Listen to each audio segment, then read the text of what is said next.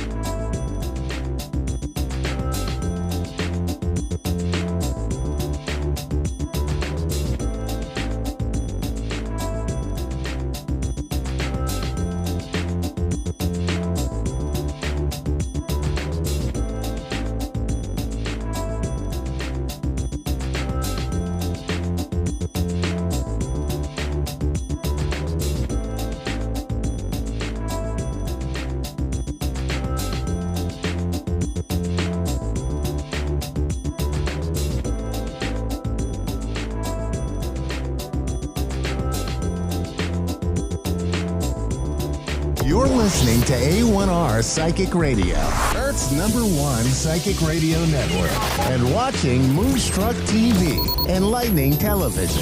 Welcome. Time for Jacqueline Close-More Live with Jacqueline Close-More. Jacqueline Close-More. Live from jacqueline.com.au. Connect direct. In North America, dial 888-454-2751. In London, 20-3519-2158. In Sydney, dial 02-8488-3147. Or online, contact us through our Facebook page, facebook.com/psychic radio. Or one of our websites, askoneradio.com or moonstruck.tv. This is Jacqueline Close-More On Live. A1R, the Ask One Radio Network. Hello, welcome to the show. You're on A1R Psychic Radio and Moonstruck TV. I'm Jacqueline and coming to you live from Melbourne. This weekend I'm going to be at Pakenham Psychic and Wellbeing Expo, just in the southeast of Melbourne on Sunday, doing some stage work there. So I'll be doing some live stage readings. That's where I go around the audience and pick people randomly to read for them. And so if I know you, I won't read for you because I already know you, so it's sort of, a bit too easy. So I make sure I pick out people I don't know and preferably don't remember having read before in case I have, because often after readings I don't remember people. It's actually a good thing. It's probably really bad if a psychic remembers you. Because usually there's something incredibly memorable about that reading that might not be great. It could be that, that they were doing some stuff that was particularly shifty and yet weren't very aware of the fact that you were aware. That could be, kind of funny. All sorts of other reasons, but usually not good ones. So if your psychic doesn't remember you, like, I remember me from like 38 years ago, you did like a half an hour reading for me at a great big fair where there was like 1,000 people walk through the door that day. And... Do you remember? And it's like, I don't even remember that day. I actually remember turning up to a hotel once. I was checking in, and it was the day before an event I was appearing at the next day. And I think that was a year where I'd done like 40 events that year and trained my fortnightly year-long class and my full-time private one-to-one client list. And been running this show and been writing for, I think, 3 magazines at the same time. Probably makes sense that I've got ADHD, right? But I now look at that workload and go, how were you thinking, girl? I was just work. That was it. Work, family. That's it. No social time. I had my friends. I'd chat to them. I'd have to make an appointment to see my mother. Not because she was that busy, because I had to slot it in, make sure I had time. And it was really kooky because at that time that I wasn't making time for myself and not giving myself balance, I would actually get clients screeching down the phone line at me going, why can't you fit me in this afternoon? And they're calling at 7 o'clock at night this afternoon. Why can't you fit me in this afternoon? It's like, you're not that busy. And it's like, yeah, I'm going to be working till midnight and up to 6 o'clock the next morning talking to some radio show that's not even my own. But good luck with that. So now I have a call staff that take my calls and I have an easier work life, and people go, if you can fit me in because I know you're busy. I'm actually less busy, but I have more balance. And it sort of brings me to what I'm actually talking about today is the Justice card. And the lighting's not doing this card justice. Just kind of funny in itself. This is from the Spiral Tarot. Wonderful deck. Love it. And this video footage of it is just not doing it favors because it's actually a beautiful card. And this is Hera. She's sitting there. She's literally balancing on the scales. You see a feather there. Normally, you'll see justice cards often having the imagery of a heart on one scale and a feather on another, which is about, learning to balance your heart against a feather. You see she's holding up a sword and she's got a feather above her headdress as well. And usually there's this white column and black column behind her and to each side. So it's sort of about balancing the yin-yang balancing life. So, I was talking about work-life balance and my previous lack of it at the start of the show, because it is actually kind of a thing when you're going through the Justice card, as we've been travelling through the major arcana, and I've had a few weeks off because I've been having to balance getting over the immense amount of viral energies around in Melbourne at the moment, and their effect on me, having been masked and locked down for 2 years practically. So the immune system goes, oh my God, and says, give me balance. And so one must stop. So you see, that Justice card, it kind of brings up the astrological sign of Libra, and also in the Kabbalah we're talking Lamed. So it's about instruction from within and listening to yourself and balancing your yin and yang. Should I be doing what I'm doing or not? All these sorts of things. Often people with an 11 life path number or a 11 day of birth or something that adds down to 11 in their day of birth, so 29 for example, 11, 29, they're very good negotiators normally, for other people. If a 29's in their day of birth, they'll be a very good negotiator with everyone, usually. If they're an 11 day of birth, they might be more sensitive in their negotiations, and that there could also be, with some 11 people, yes, sensitivity, but sometimes that sensitivity is about how you're affecting me, not how I'm affecting you. What impacts am I having on you? The 11 people often sort of go, but that's right, it's just. And 11 life path number and 11 day of birth people can be working in and around justice or about social welfare, social rights, this sort of thing, equanimity, equality. But sometimes the 11 can be, I'm the judge, you're executioner here, and I'm in charge, and I get to judge what's happening. It's like, no, it's not quite how this works. But sometimes it takes a lot of convincing them of that. So, there can be an intense sense of sensitivity with the 11. There can also be a wobbling and a weighing up, like a pendulum swinging or the scales weighing before they make decisions. And if you look at Libra's version of indecisiveness as against Gemini's, Gemini's indecisive is, I've got 52 choices. Whereas 11, the life path number, and Libra, it's sort of like that lovely little girl in the taco commercial, and it's sort of like, why not both? So it's sort of like, do I want this or this? And sometimes like, but can't we do both? And it's like, no, some situations in life, they don't allow you to do both. And you have to sort of stop and sit back and go, which is actually in alignment with where I'm actually trying to go in life right now. And, what do I need to do about this? So, there can be all of those sorts of things to look at in that, in that justice card. So, some reflections, and I'll just, get you to maybe, here we go. I'm just going to have a look at this for you. Some notes about, and it's from an old course. Yeah, so am I carefully weighing and measuring my attitudes, beliefs and behaviours to ensure they are not obstacles to true understanding of myself?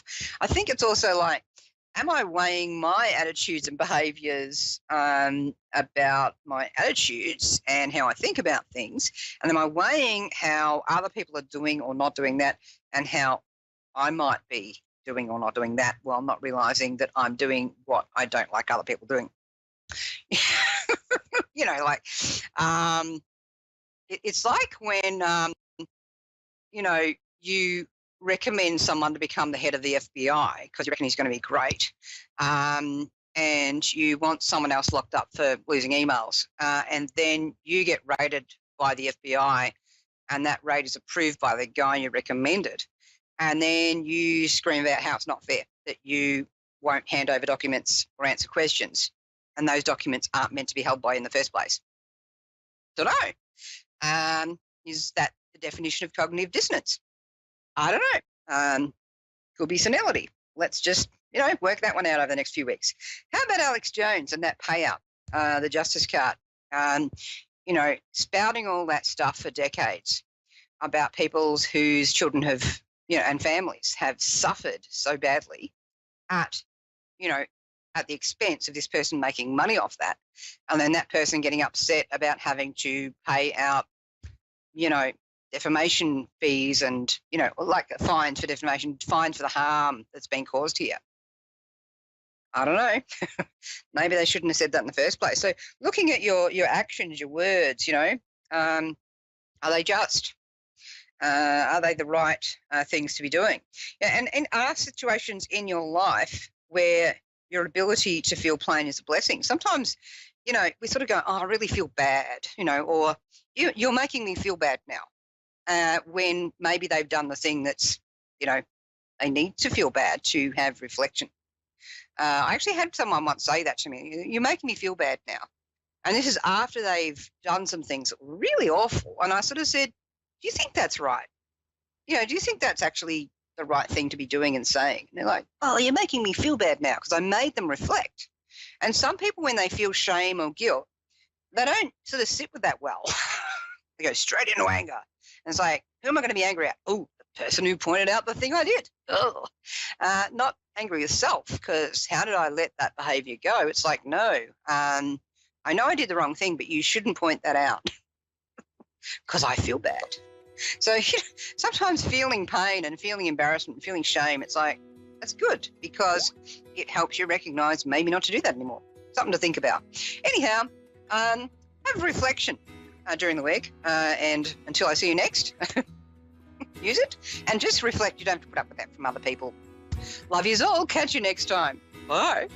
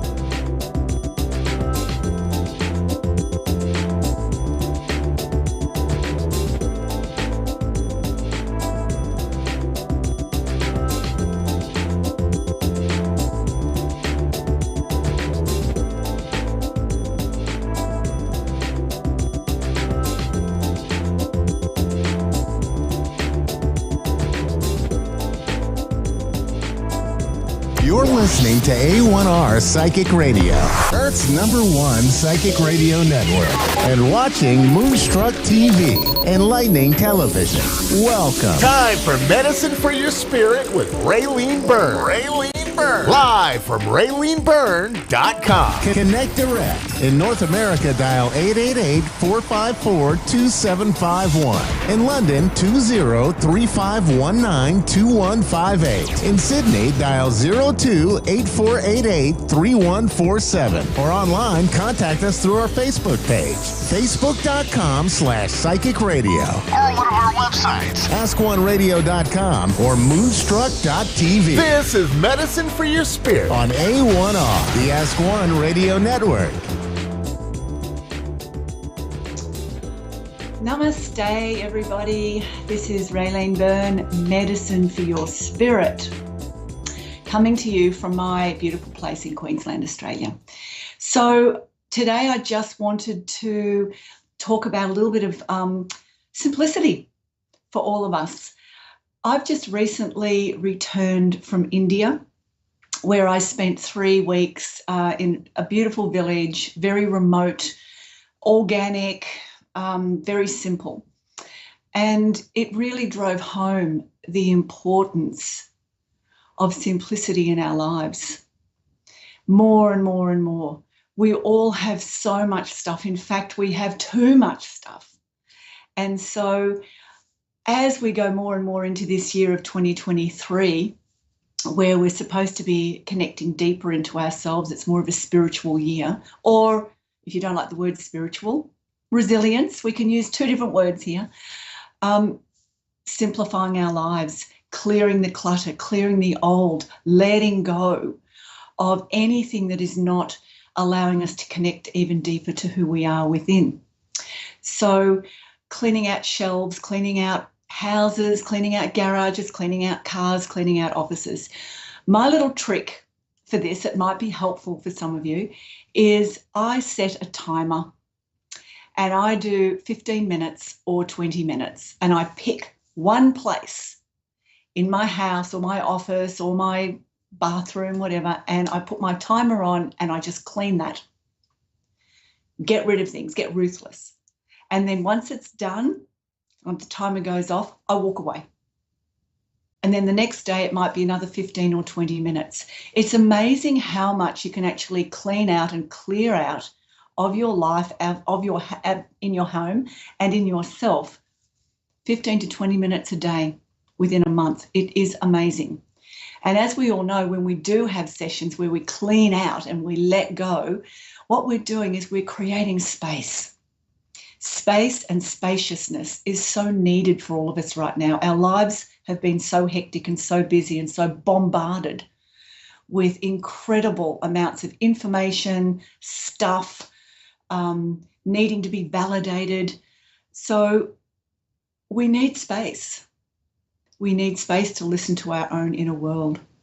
So before I came on, I pulled some cards as a theme for this next week, especially with everything that's going on right now, and the big news that's, going viral everywhere, that's affecting a particular philosophy on the planet, the leader of a particular philosophy.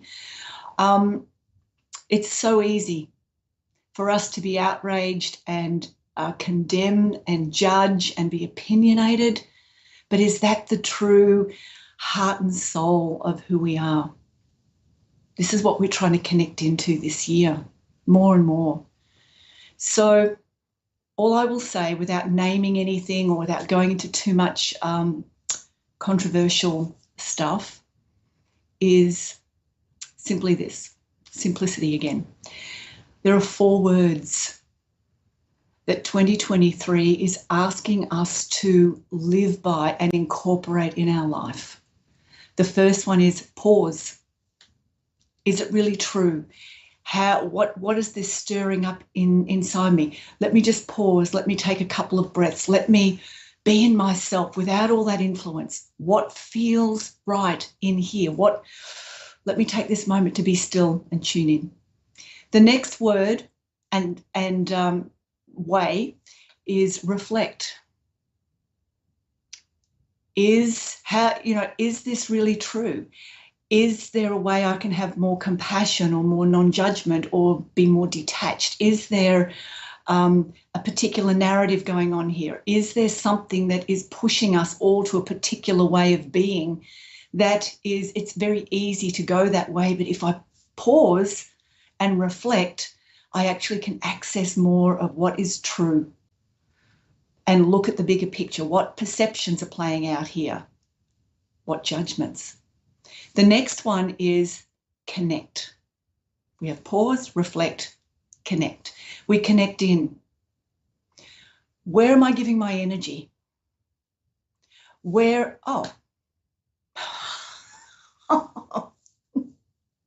I'm confused. I'm confused here. When I'm ready. Okay, so connect. I'm going to come into connect. I just want to finish with this connect thing first. Connect is, as I said, where am I putting my energy? Where am I gifting my knowing and my wisdom? Am I adding to peace? Am I taking away from peace? Am I being disturbed? So what am I connecting to? That's the point you go to. And then the last word is action. How do I take action? What's the best action to take? Is silence more important right now? Is saying something that is really about connection and collaboration and inclusivity more important? Do I actually want to contribute to something that is going to amplify negativity, or do I want to bring something around that's more positive? So those 4 words, pause, reflect, connect, and act. That's what we need to be doing.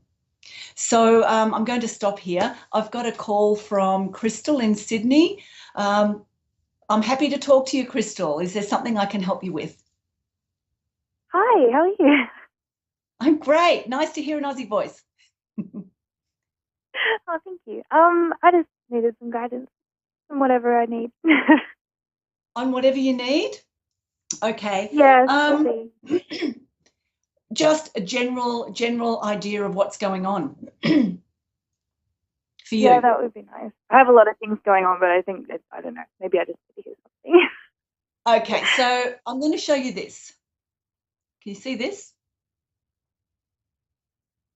There's a word on here and it says alignment.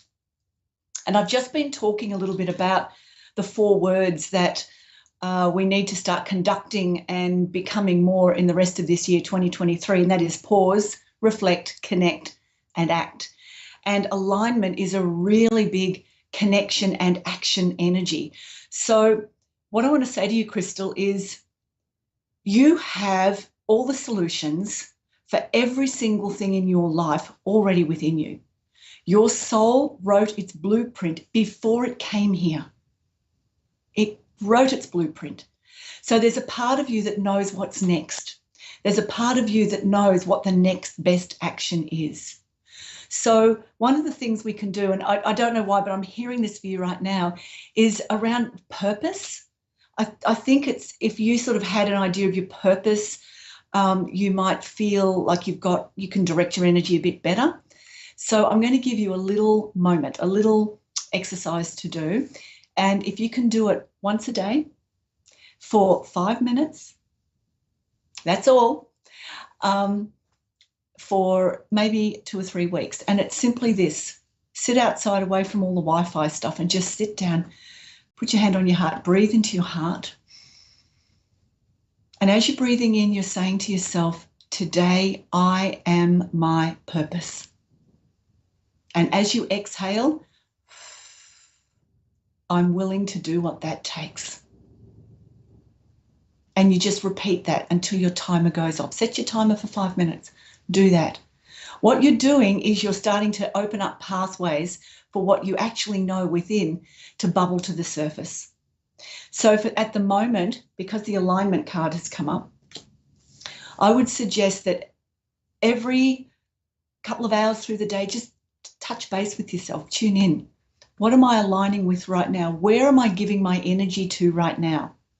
Am I in negativity? Am I in uncertainty? Am I in, I don't know what to do? How can I flip that to, I want to align with what the next best step is for me? One of the big things you need to understand, Crystal, is we are all in massive change and transformation right now. It's massive. So much of who we were is leaving, and new aspects of ourselves are wanting to come through. These are calmer, quieter, deeper, wiser parts of ourself. So creating space, I just talked about that at the start, creating space to sit in that knowing from within, aligning with the next best thing for you. If we start to have too much going on in our heads around what am I going to do here, what am I going to do there, I'll be really honest, you're never going to make a decision, ever. You're never going to make it. What you need is rest. You need spaciousness.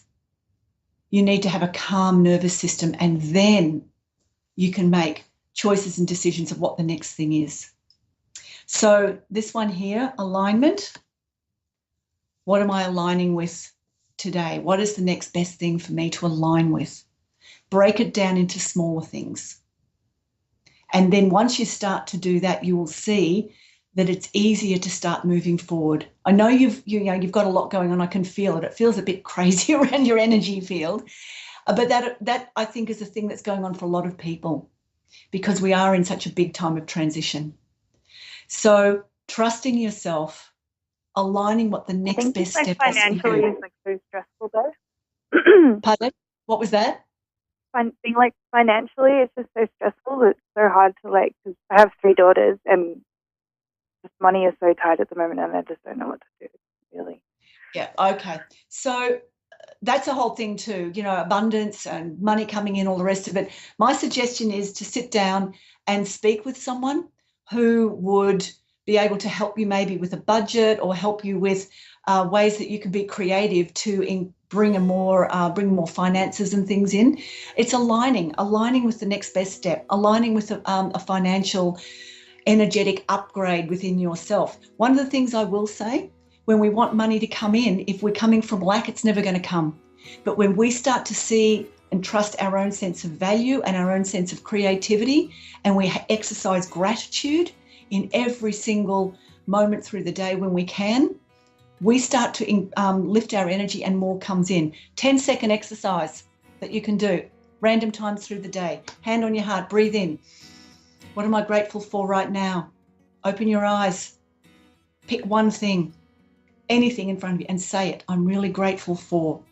That will help elevate your energy. The more gratitude we have, the more the universe, consciousness, life, even yourself will start to bring into you. I could probably talk more, but that's for another time. Thank you, Crystal. I hope that's been a help for you. For anyone else that's listening, you can find me, RayleneByrne.com. This is my book. Very beautiful book. It's got lots of magic in it, lots of tricks and little exercises you can do. Please come and say hi to me on my site, and I look forward to seeing you next week.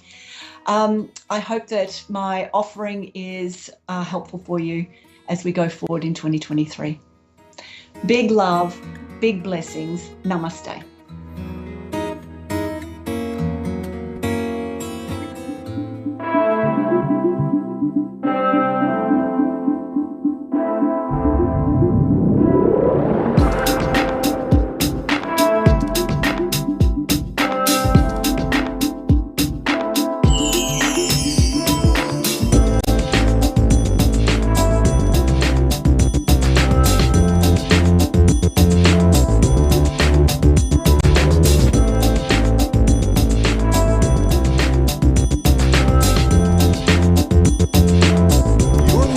A1R Psychic Radio, Earth's #1 psychic radio network, and watching Moonstruck TV, enlightening television.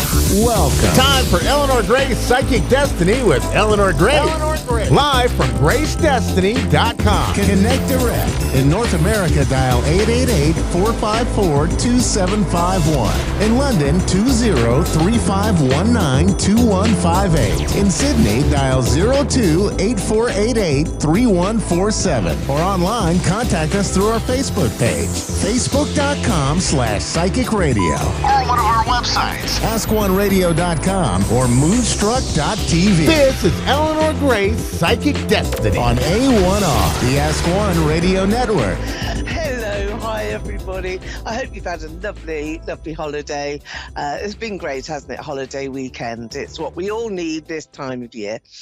I'm Eleanor Grace, and I'm coming to you from London in the United Kingdom.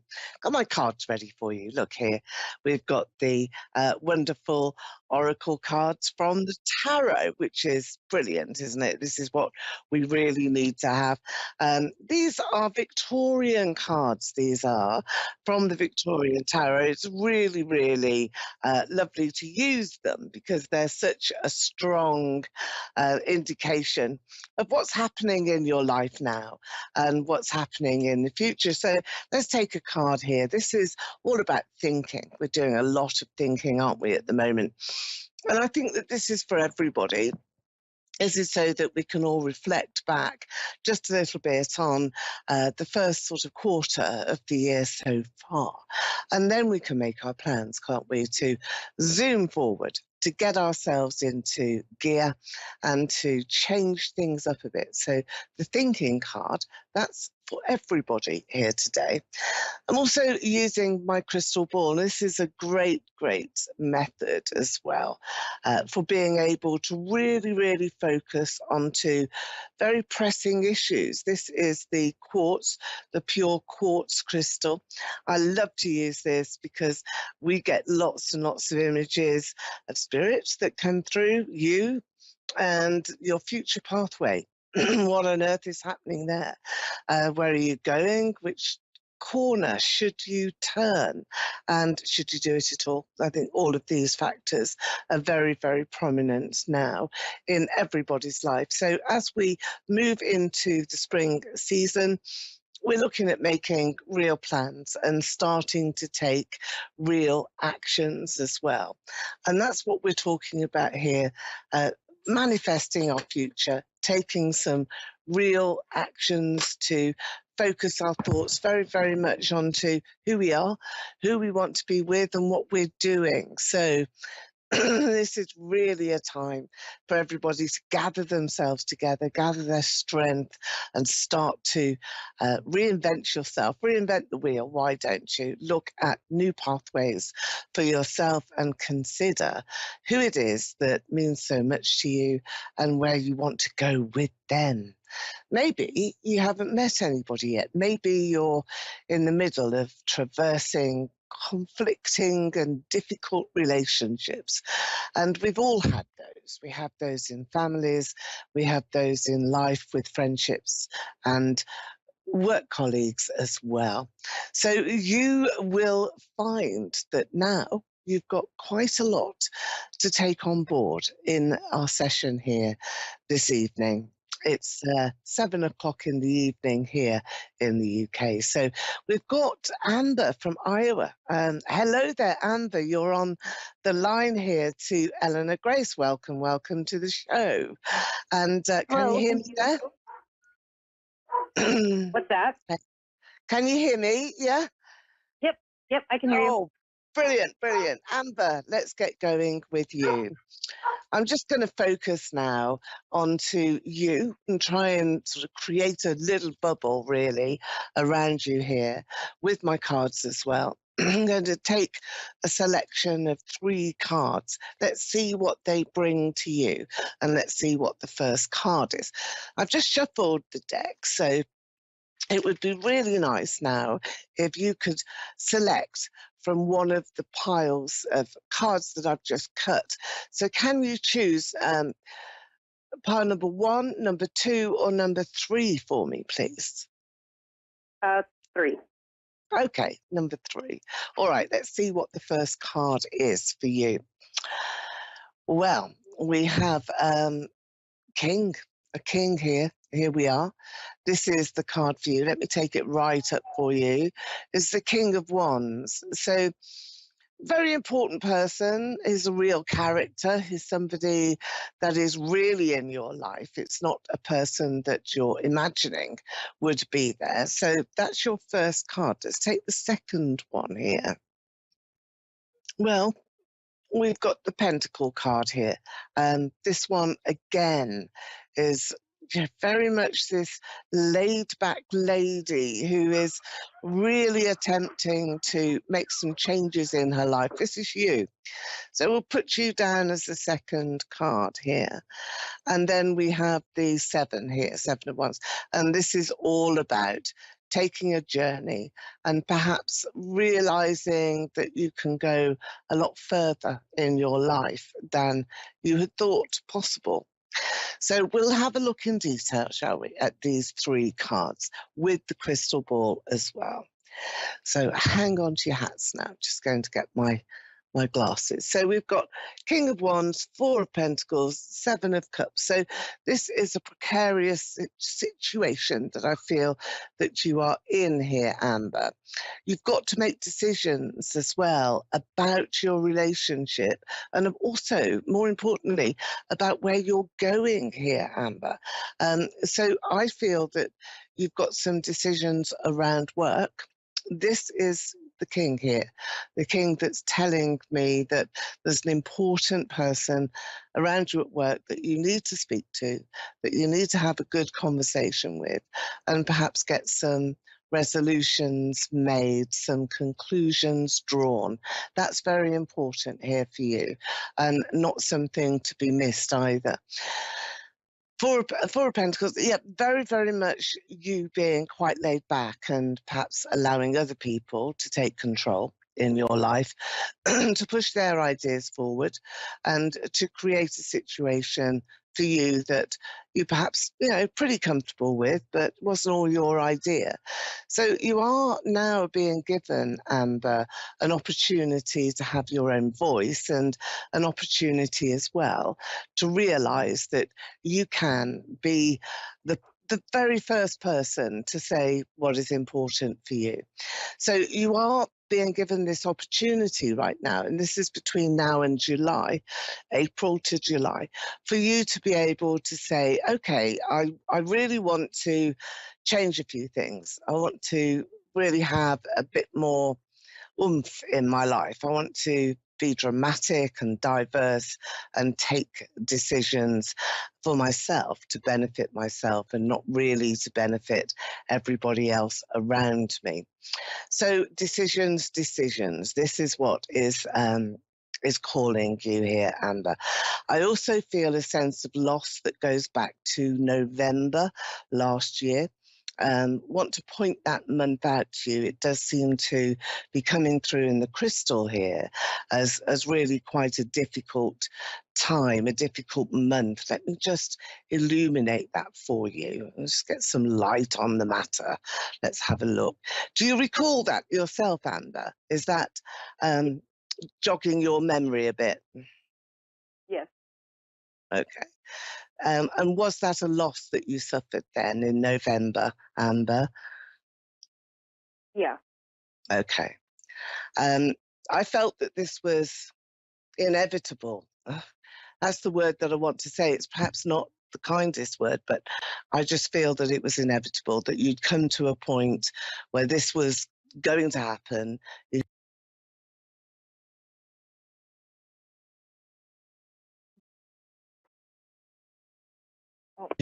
Some decisions at that time to just make yourself feel good and lift you up.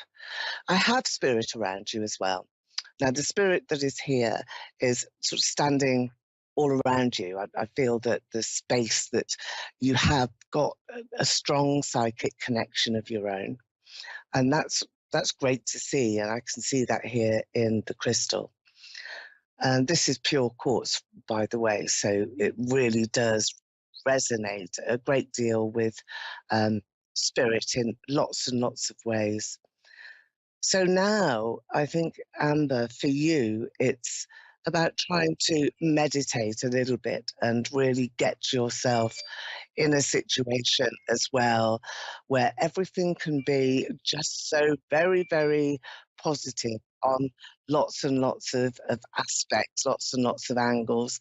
So important here for you, an important time, and a time where you will be feeling the sense of loss, but not just that. It's you feeling as though everything is beginning again for you. So I have a man who's standing here in spirit, Amber. Are you all right? You okay there? Yep, I'm here. Okay. Was this your father or grandfather that passed over for you, Amber? Sorry? It's my dad. Your dad, okay. I felt that it was your dad because it's just such a strong presence coming in. And is that your son? Do you have two boys? Are there two boys there? My uncle is probably my uncle as well. Okay, that's what the two boys are. Okay, all right. And you have a boy, don't you? You have a boy yourself. Yes. Yeah. And is it just the one son? Because I have two sons for you. So what's that about? Because your father and your uncle showing me two boys. It's not them, though. These are another two boys. So it's your son and another boy. Did you have a failed pregnancy, Amber? Yeah. Okay. If you've only got the one son, I feel that this was a boy. And what your father is saying to you is that he has that boy because he keeps talking to me about two boys. So he's keeping that soul safe, is connected to that soul. He wants you to know that. Did he pass in November? That was at the time that he passed over. Yeah? No, he passed in January. What happened? November was my uncle. Okay, all right, okay. So it's November that I want to go back to. So you've had these two males who have passed within 2 months. So we've got all the twos. That's probably what I'm connecting to for you. So 2 months and two, well, brothers or connections in soul, and then two boys. You have one son, and there's a soul in spirit, a miscarriage, a failed pregnancy is there.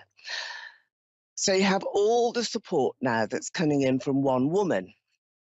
And this is a woman who is very prominent in your life at the moment. It may be a mother figure or mentor, but it is a female.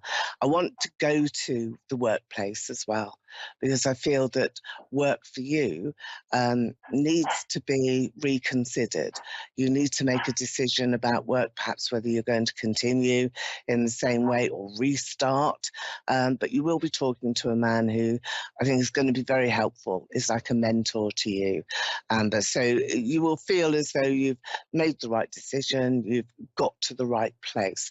Your dad is sweeping the pathway clean.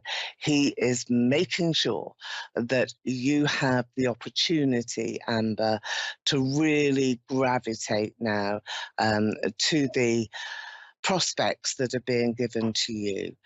So very proud of you, your father.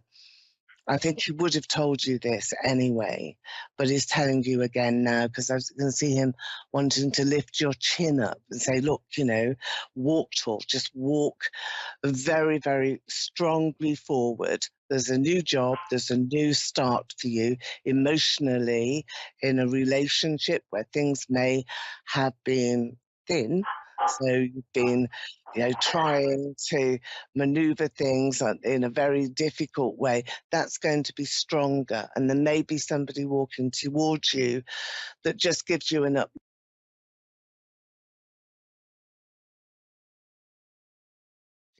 And that's important. It's very important for you to remember that it doesn't matter who else fails you. You are projecting forward your energy, your wonderful spirit that's around you. The aura that is around you is so very strong. You're very psychically connected yourself. There is an expansion that's around you. And I do feel as well here, Amber, that there's a lot for you in the rest of this year. Between now and July, a lot is happening. I think new beginnings are there. But your father's going to come again. He's going to come and talk to you again. Do you know who Andrew is at the moment?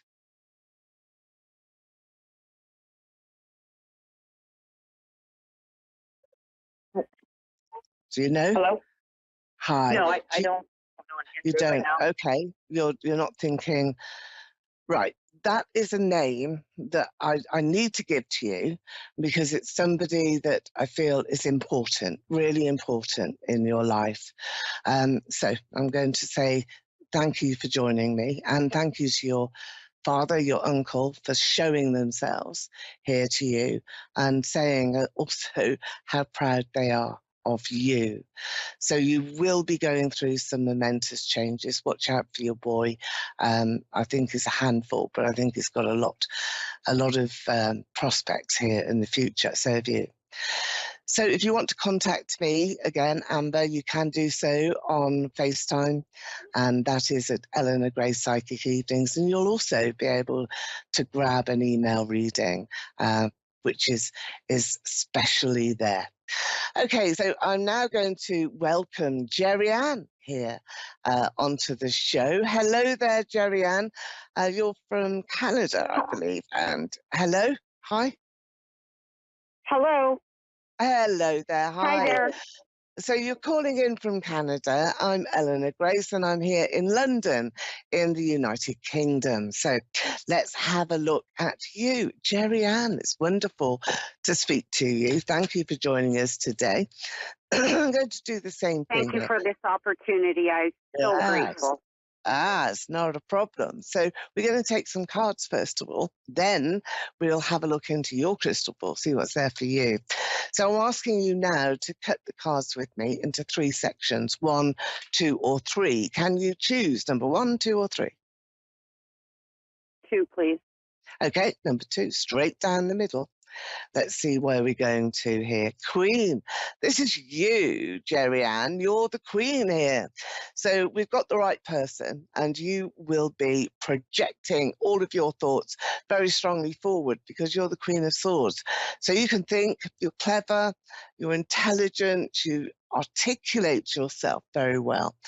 So this is our starting point. You are the inquirer. Now, we've got 5 Pentacles here. So this is you being protected, and you are being protected particularly in spirit. So let's have a look at these 2. So we have the Queen, and then we have the protection in spirit here around you. So I feel that this is a grandmother, or it could be an angel guide, probably both, that's surrounding you with very, very special light. It's like everything's fluttering, it's all very starry and full of emotion. You've got this King of Cups as well.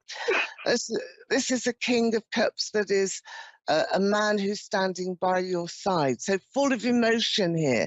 Jerry Ann, is this your grandmother that has passed into spirit? Is she coming?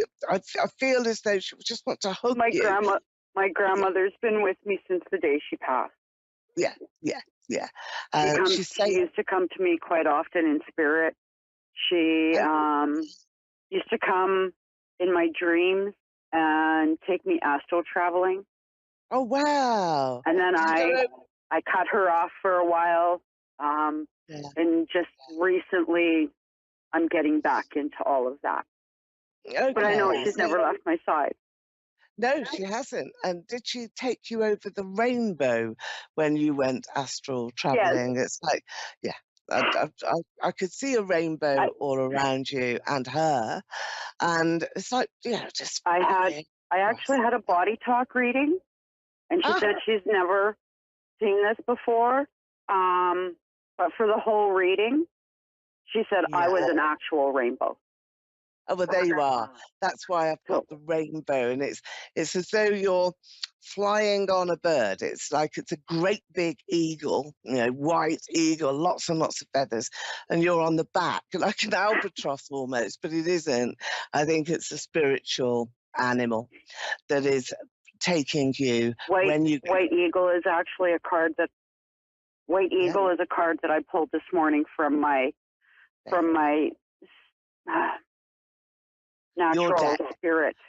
So my your native deck knew that. Yeah. So your grandmother knew that. So she's repeating that to you through me as a medium. So that's very powerful when you're getting that strong connection. Immediately she was there. Immediately we saw the rainbow. Immediately we had, you're flying across this rainbow on the white eagle, which you drew this morning. So that's a great connection, I think, Jerry Ann, don't you? I feel that we've made it. We've got success. Yes, that's great. We've reached the point now where we're going to talk about you and what you have got to do. We know that you've got your spiritual connection. We know that you've got your psychic powers as well, which are really important. But you've got to hold on a bit now.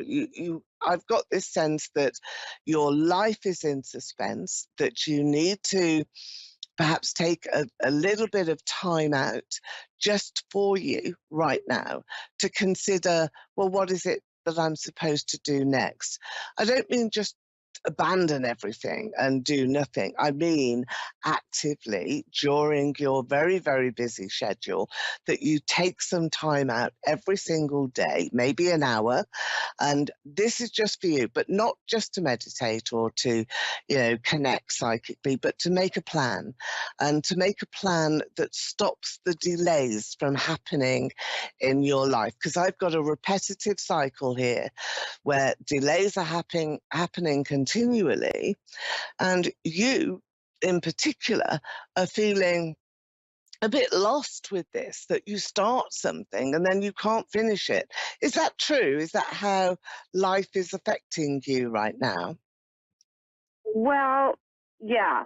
When it comes to my spirituality and my the gifts that I know that I have.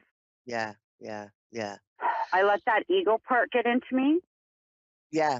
Saying, I'm not good enough. I'm not worthy. I'm going to fail. But you're not. Because those are phrases that were said to me that for some reason, I'm having a really hard time letting go of those three. Well, I spent 2 years doing a lot of shadow work. And I know I'm almost there. But the thought of being almost there and what's on the other side kind of scares me. Because I've never had to struggle before. Well, this is, I suppose, part of those tests, isn't it? Or I've always had to struggle, right? Yeah. Life has been a struggle, and I know I put a lot of that on me. But this is a time. But it's a lot of self-talk that I have to change. Yeah. This is a time now, though, where you can, let's have a look at the crystal. This is a time where you can change things. You can change things really quite dramatically. You haven't got that edge anymore. Let me see what we've got here in your next card that's coming out. Yeah, Knight of Wands. I mean, this is all about taking a direction. Let me put it there. Taking a direction and really sticking to a plan, and being able to introduce new factors into your life. That's new people that are coming into your life. So I feel that there is a new start for you. And we have these in small ways all the time. Often we can abandon a pathway because we just don't really trust ourselves. But, with the powerful white eagle, the rainbow and spirit connecting, your grandmother being there so strongly, it is very much a, look, this is the time. Here's your crystal. And this is the time for you to... I can see it. It's right there. I just have to cross the line. Yeah. But I'm afraid. Am I supposed to be healing people, or am I supposed to be giving messages? Because I know that I get both? Because I'm out in public and I get angel messages all the time for people, or angel numbers. So I'm afraid of taking that step, and what if I choose wrong? What if I choose giving messages and I'm supposed to be healing? No, I don't. Or can I do both? I don't see you healing. Pardon me? I think that is. I don't feel that you'll be healing people, because I think it's just too random. I think what you should be doing is bringing those messages to you first of all, and then being able to deliver them to specific people, not to the general people. So what I'm being given for you here is narrow down the field of receptors. Don't think that you can heal the world, or you can heal randomly, or you can heal lots and lots of people. Start to think about that tunnel.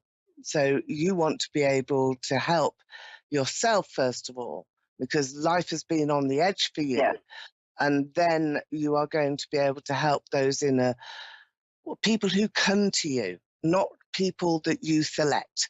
People who are choosing you, are drawn to you, because that way you know that you have a message for them. You're not trying to reach out and grab a message. And I'm capable of promoting myself in such a way? Yeah, absolutely. That's your pathway. Okay. That's what your grandmother is wanting you to do. That's kind of what I thought. I think so too. And then, because you're such a personality, and people will love you, and you will love yourself so much more than you do now. Thank you. Okay? The male figure around me. Yeah. Is he a new male figure, or is he the Native American or Native Canadian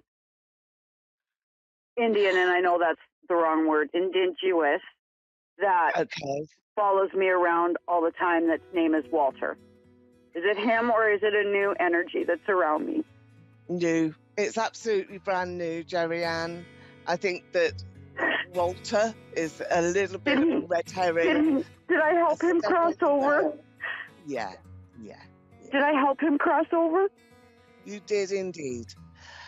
Jerry Ann, we're running out of time, so I'm going to say bless, bless, bless.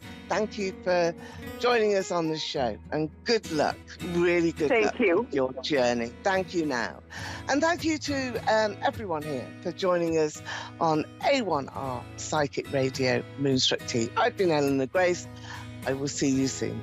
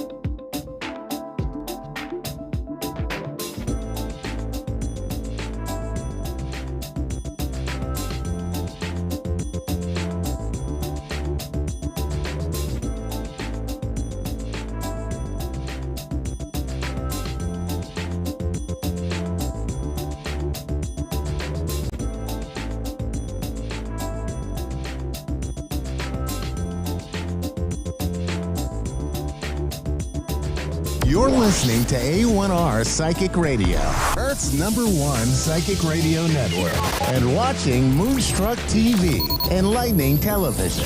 Welcome. And now, Reverend Elliot's Magical Window with Reverend Elliot. Live from magic-works.com. Connect direct. In North America, dial 888-454-2751. In London, 20-3519-2158. In Sydney, dial 02-8488-3147. Or online, contact us through our Facebook page, facebook.com/psychic radio. Or one of our websites, askoneradio.com or moonstruck.tv. This is Reverend Elliot's Magical Window on A1R, the Ask One Radio Network. Greetings, fellow seekers of truth, wisdom, and light. This is Reverend Elliot, your friendly neighborhood esoteric practitioner, coming to you live from the city of New York, where we get together every Wednesday at 11 Eastern, 10 Central, 9 Mountain, and 8 Pacific to check over the tarot cards to see if how many of you people are hiding confidential documents. There, I said it. Yeah, okay. We're all under suspicion. So it could happen to anybody. I keep hearing that in the news. It could happen to anybody. Well, it never happened to me. I don't even know if I have a library book that's overdue. I just, I try to keep my nose clean, as they say. Anyway, the city of New York is getting back to normal. I mean, we have, so maybe I'm just a few blocks away from a hotel where a few international guests are refusing to leave. But that's, that kind of stuff is pretty normal for New York. The movies are back here. People are filming again. We hadn't had that for a couple of years, of course. I walked out of the building the other day, and as happens, if you ever run into me in the street, which is a distinct possibility if you visit New York, because I live in a tourist area. I live in a part of the city that people visit. I'm just off Times Square. I have around my neck, I have a little teeny tiny little retro camera that I carry around with me, and I use it to, oddly enough, take pictures, which is what they're for. And I always get the same questions about that camera, which is, does it work? Things like that. People say it's a spy camera. That's a great spy camera you got there, mister. And I say, well, if it really was a good spy camera, you wouldn't have noticed it. I used to have a camera in my wristwatch. You see, now that was a spy camera. I don't no comment beyond that. But yes, I used to have it still pictures and video and audio, did the whole thing. It was beautiful, the little spy camera. So I get that camera gets me into more conversations. One time, a city bus driver, pulled up on 7th Avenue and honked the horn and yelled at me, come over here. And I didn't know. Was he recruiting? I know ridership on the city's buses were down. It was all down, but I didn't know that they were impressing people like the British used to do before the Revolutionary War. But he saw the camera around my neck and wanted to talk to me about it. So I spoke to him. And nobody on the bus seemed to mind. I guess nobody was in much of a hurry. I think since we shut down everything, people haven't been in as much of a hurry here. I think they learned that they can get by without doing things constantly. This used to be a very rushed city. I mean, always hurrying. I once got knocked down to the ground by Mayor Giuliani's police detail because I was in the way when they needed to go into somewhere, and they just shoved me out of the way and knocked me down. Another time I was knocked down on 5th Avenue by police because they were running after a guy with a gun. And in that case, I stayed down. Let me tell you, there's times in life to stand up and be indignant. But when there's people running around with guns, that's not the time. That's when you start making yourself a teeny target. You want to make yourself smaller. But I've never seen anybody shot in New York, have I? Have I ever seen anyone shot in New York? No, I haven't. And I'm a native. I've seen a lot of celebrities in New York. That's what I was leading into, which is I was walking down the street yesterday with my little camera around my neck, and Sarah Jessica Parker stopped me in the street to tell me how much she liked my cute camera, and and then hustled back into the trailer. She had some shooting to do, or a scene coming up, or a costume change. The city is bustling with irrelevant movie actors making irrelevant TV shows. So what can you do? I'm a New Yorker, and there's a law. A lot of people don't know this, but if you live in New York City, and a lot of you listening to this may decide to come and move here because it's an exciting city where anything can happen. But once you get here, you are required by law to do three name droppings a day. Now, Sarah Jessica Parker is just the only one that I can do today, so I'm falling behind in my quota. But she does have three names, so maybe that counts. I have had people, oddly enough, stop me on the street and say, "Hey, you're Reverend Elliot," and I think that's remarkable, considering that most of what I do is on radio here. So they find me. I do wear a big "Hi, I'm Reverend Elliot" button, but that's beside the point. But people have recognized me from Ask One Radio, which is quite an achievement. Of course, all that's going to change when I start delivering on my threat to go video, which I will. I'm looking at my video equipment off to the side of the studio here. I dust it once in a while. It's all set to go, except I'm a little nervous about it. Oh, man. I'm such a creature of radio and a creature of habit that it's a little difficult. Speaking of creature of habit and little difficult, I haven't shaved in a few days, so that's another thing. I generally shave even before doing the radio show.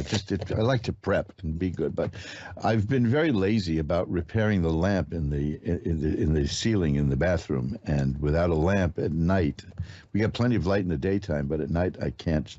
I mean, I'm all for doing things in the dark and saving on electricity, but shaving with a straight razor isn't one of them. It's a little dicey anyway, which brings me to my February offer. I would like to do this just because it's a silly thing to do, and I think it's fun. See, I still have like a little bit of a cold. That kept me out of here one day a couple of weeks back. I have a book on how to shave with a straight razor. Now, I know that that's a little bit daunting to a lot of people. It's quite easy to do. I got into an argument. I write about this in the book, too. I got into an argument with a guy online who said that he had tried shaving with a straight razor and he kept cutting his face to ribbons. And I'm stupid enough to say, well, you weren't doing it right then. Well, because obviously men have been shaving with a straight razor for centuries. And if you cut yourself to ribbons every time you do it, you're doing something wrong. You're not doing it properly. But apparently that goes on the list of things you can't say to people, like you don't have a sense of humor and you can't drive. You should say that to people. And those are surefire fight starters. But that helped give me the idea of writing a book on how to do it. And because the primary problem, the thing that kept me from doing it and shaving that way, and I'm glad I found a way around this problem, is all the maintenance. You have to do all kinds of maintenance on the razor. You have to oil it. You have to strop it. You have to hone it. You have to people send their blades off the straight razor. They send them off to a factory 2 times a year to get resharpened. And that's just too much work. To me, that's just unnecessary. I know people have been doing that too for hundreds of years, but that's their problem. So I found a way around it. I found a way that you can actually shave like the wonderful old-fashioned way. And you can do it without cutting yourself to ribbons. And you can do it without having to devote half your life to maintaining the razor, because you exist. The razor exists for you. You don't exist for the razor. Let's put it that way. And that was the thing that got me through the hurdle. And then I tested the system out on myself, and it works. And then I wrote the book, which I think is a wonderful, humorous book. And if I do say so myself, and it's profusely illustrated, and it delves into the history of shaving and all things like that. But here's the deal that I'm offering is if you want to get one of these this month. This is February. We're starting I thought it would, because this is the first day of the month. And as long as it's the first day of a month, let's start off with an offer of something. And if you get from Amazon.com a copy of my shaving book, I will send you a free shaving soap with it, which is a beautiful Mojo Brothers. That's my own brand of shaving soap that we have specially made to order, and it is just the fluffiest, nicest, most wonderful shaving soap I've ever used. This is why I'm only talking about it, because I can't shave at night, and I'm not a morning person. Until I get that lamp fixed, I'm just going to grow a beard, it seems, and I don't like it. And that, of course, that only came up in my mind because of the video stuff. That, yes, I am going to be doing the show video soon. You'll be able to see me here and hear me see. I don't know, that sounded right when I thought of it. But so get yourself a copy of A Modern Way to an Old-Fashioned Shave. You can see that at Amazon.com. And I will, anyone who orders it through Amazon, I will send you a free tin of Mojo Brothers shaving soap. And that's a special free offer that I think you'll like. So check out the book, because now the main thing is, and a lot of men hate shaving, and I understand why, because it's a chore and it's just it can be a waste of time in many ways. But if you do it right, if you approach it from the opposite from the opposite point of view, like it's not something you have to do, but something that you can do, something you can take your time with and relax with, I show how you can turn it into an almost meditative experience. Because Albert Einstein himself wondered about shaving. He said that, why is it I always get my best ideas while I'm shaving? So because he's from the generation that shaved the old-fashioned way. And that you take time with. You got to be present in the moment, and you got to be relaxed, and you don't just and it's gone. So check out that book. I'll put a link to it at my Facebook page, at the Reverend Elliot's Tarot Consulting page at Facebook, which I urge you all to take a look at, because it's a wonderful little informative place. Then I put up sort of nice little fun facts about esoteric lore and links to things at my website, which is kind of fun. But for the month of February, just keep in mind that if you get a copy as a gift for somebody, see, Valentine's Day is coming up. Valentine's Day would be a good gift for the man in your life, a book on how to use shaving as a meditation technique, how to get the most out of it, how to get the cleanest, closest shave you've ever had in your life, and get a free shaving soap while doing it, and read about it and get a bunch of laughs and learn.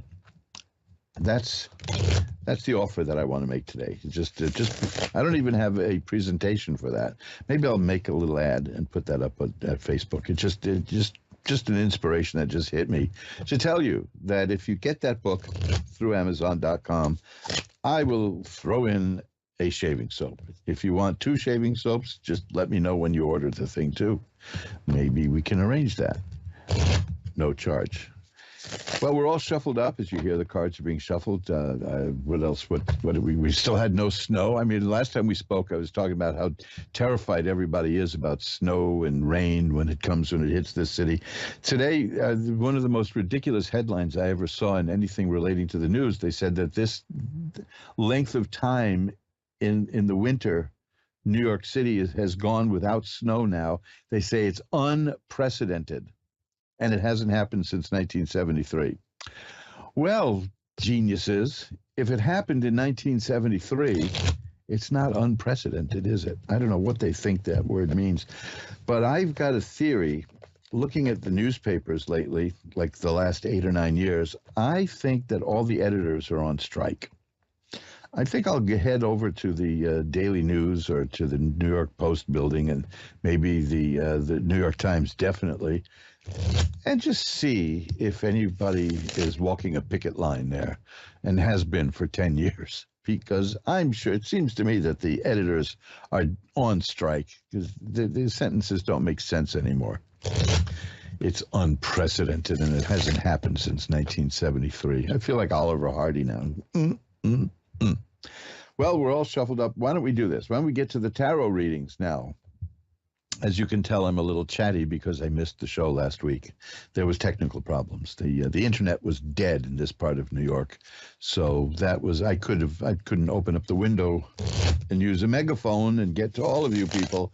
I just use a microphone. So let's ring a bell 3 times to declare sacred space, which means no more babbling, and take a look at what's in the cards. Nice quiet 3 bells today. We'll pull back the curtain on the magical window for Desiree in Iowa. Hi, you're on with Reverend Elliot. Hello. Hi, how are you tonight?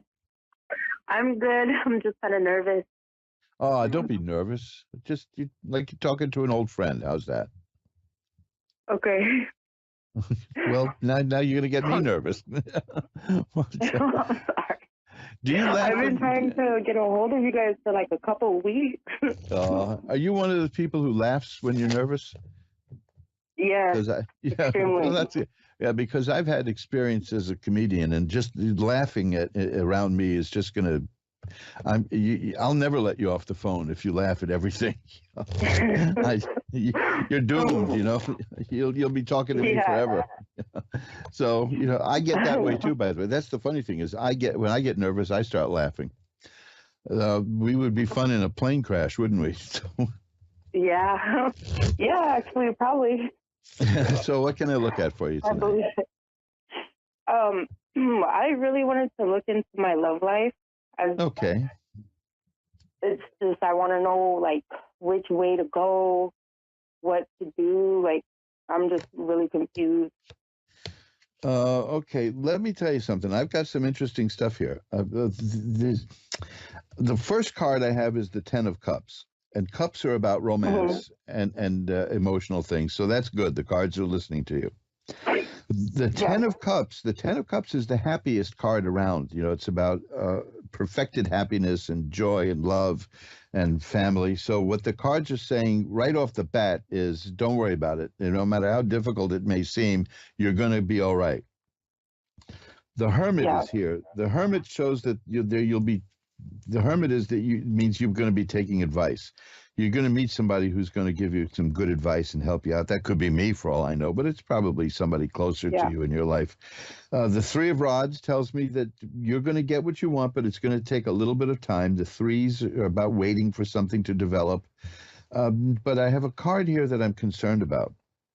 Have you been in a relationship recently that didn't work out?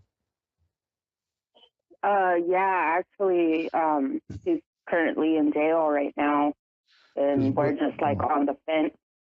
Well, because I've got a card here that shows that somebody is not being honest with you about certain things, whatever, that we could go into if you want, but it's just there's somebody in the background, somebody is messing around and maybe gossiping and saying things about you. Do you have the feeling that that's what's going on?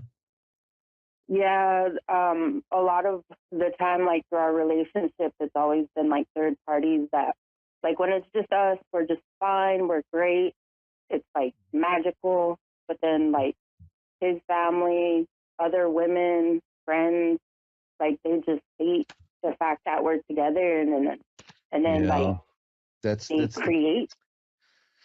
Yeah, that's the card that I see. That's the 5 of Swords, by the way, if you ever want to look at the card online, if you don't have a tarot deck of your own. But yeah, so that's the cards are showing me that that's what's been going on. And I wanted to ask that as delicately as possible because it's a very sensitive subject, but I'm glad to see that you're aware of it.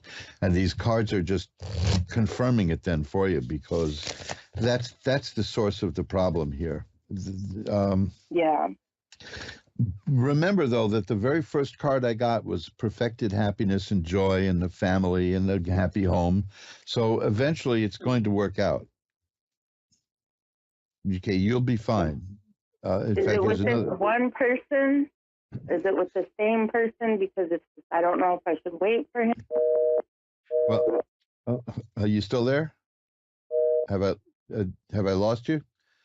Well, if Desiree, if you can still hear me, you asked about waiting, and that's the card that I got, which is the Four of Swords, which is about a person who's waiting. So it's hard to say, because I do see either a new relationship coming your way or this relationship reaching a new level. I don't have the ability to explore that at the moment. But that's what I'm seeing, is that this is going to be a period of timeout. This is going to be easy. I've got that card again. There are still people working against you. There are still people talking about you too, not just you alone, but the both of you. And I've got the Seven of Swords, which is also about somebody who's sneaking around in the background and doing things. There's really a lot of negative stuff happening around you and this relationship that's coming from other people, not from you two. So that has to be dealt with, and before anything else can move forward. That's the most I can see at this point. I'm sorry that you got cut off, but that's as far as I can go at the moment. Let me just see. Again, I've got cards that show that things are going to be okay for you, but it's going to take time, and it's going to take work. Things like the Six of Swords, that's about a person who gets from where they are to where they want to be through their own efforts. So keep that in mind, because it's right now, because you get the 5 and the 7 here that I pointed out, those sword cards, you're facing you're facing trouble from a lot of people around you. So if you're still listening to this, if you can hear me, if you listen to the show in the archives, drop me a line. My email is asktarot@earthlink.net, and I can pull a few more cards for you to make up for the connection that went south. Jody in Mesquite, Nevada is next. Hi, you're on with Reverend Elliott. Hi, thanks for having me on. Well, that's what I'm here for. What can I look at for you tonight? Basically just anything to see if hopefully things are going to get better. Things have just been really rough the last year or so. Okay, well, first of all, you got the single most positive card in the deck just showed up. So that's good. Oh, wow. Might not even have to read beyond that, but I will. It's the Fool card. Now, that doesn't mean you're a fool. The Fool is the card. The gypsies refer to the card, the person who gets that card is the beloved of God. There's divine protection, that things will work out. I'm getting cards of contradictory cards here.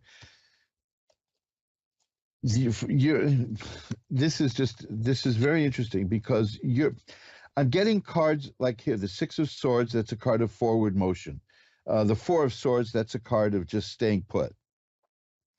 The Death card is a card of a new phase in your life beginning, and the Two of Swords is about nothing much happening. It's about stagnation. You see, I'm getting great conflict here.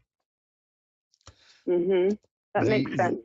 The Wheel of Fortune is here. That refers to change in your life coming. And the next card is the World, which is a card of great joy and happiness and success. But right now, it seems to me that you're kind of in a roller coaster thing, getting shuffled back and forth and back and forth. You know, things look good one day and then bad.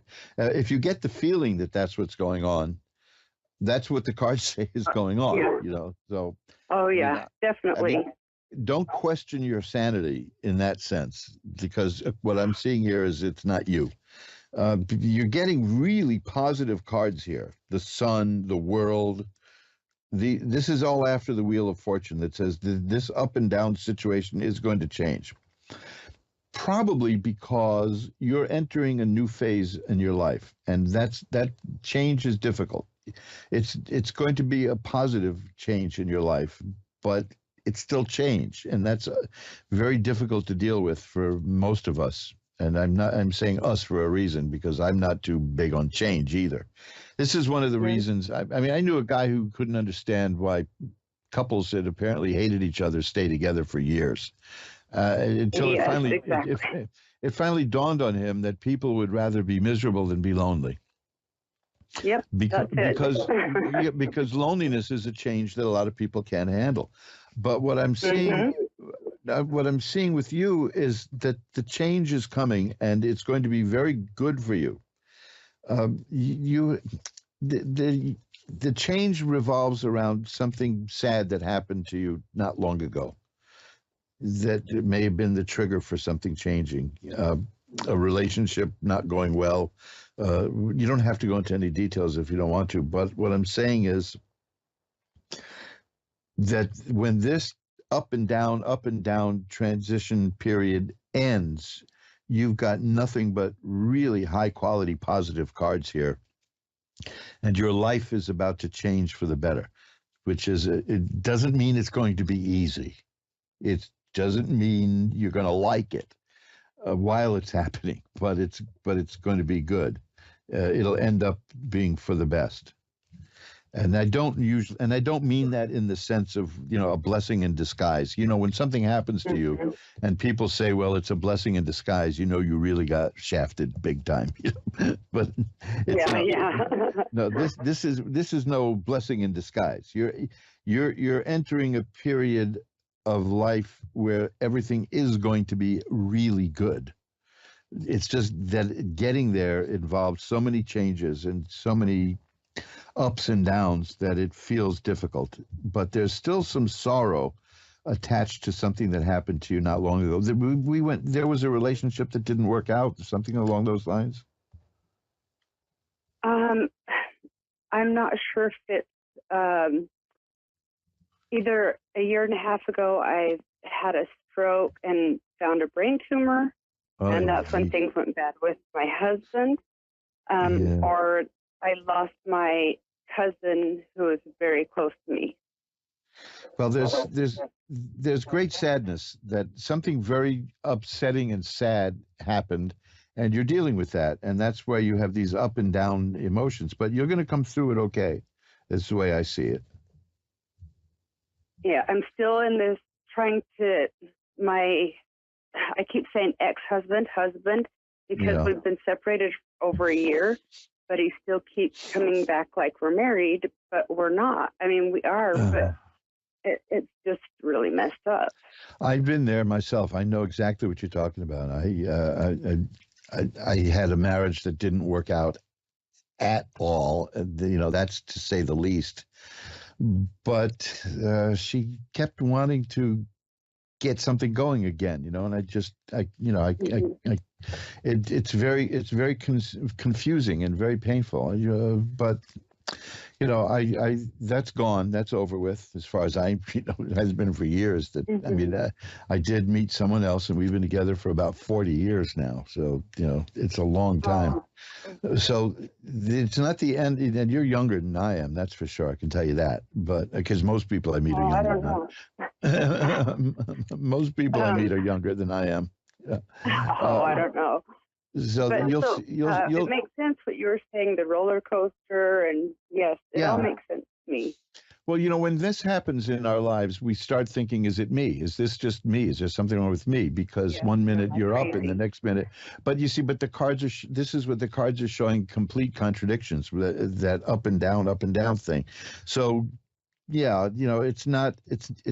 it's confirmation in the cards of what's happening in your life, and it's not that it's not you in that sense. I mean, obviously it is. It's manifesting in your life because that's what's going on in your life now, but it's real. It's not one of these imagined things. So just again, what I'm seeing is the key to this whole thing is the 3 of Swords and the 9 of Swords, which are cards of sadness and an affair of the heart kind of wrong. I mean, the 3 of Swords, it's about internal conflict. If somebody asked me about the state of a nation, and they got that card, it would indicate civil war. So it's that deep. Okay. So that's the thing, is that it's really reverberating throughout what you're involved with now.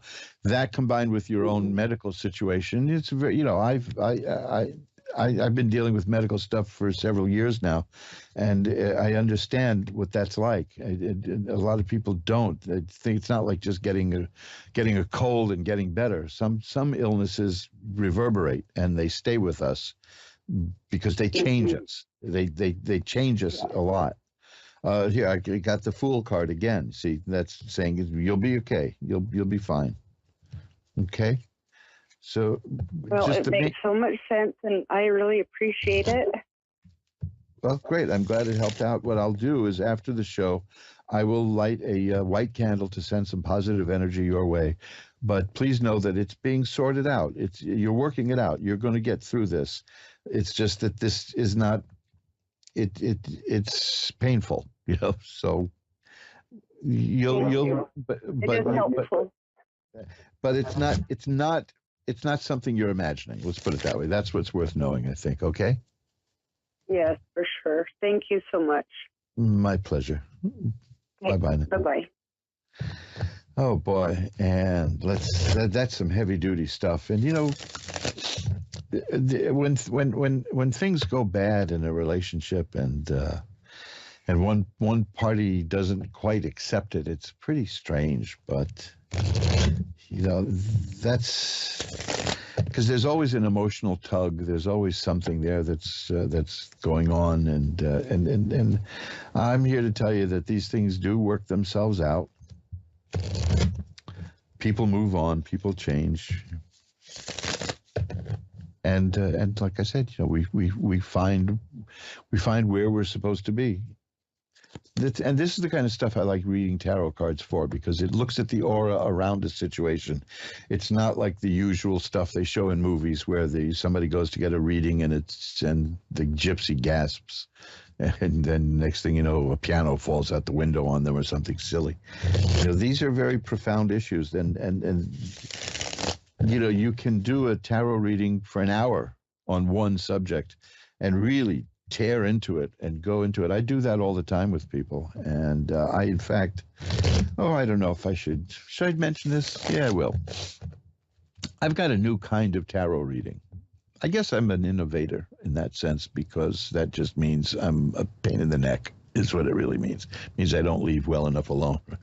So I spoke to you about trying to upgrade the shaving experience by making the old-fashioned shave more accessible without all that silly taking care of the tools like you're a surgeon. But I'll be announcing this soon, and I will be doing a special thing about it here on Ask One Radio. I'm going to be doing a different kind of a tarot reading. It's going to be pretty damn expensive. I could warn you in advance. But we will tackle everything in that reading. Everything. It's not just cards. It's got other aspects to it. And you'll get your money's worth.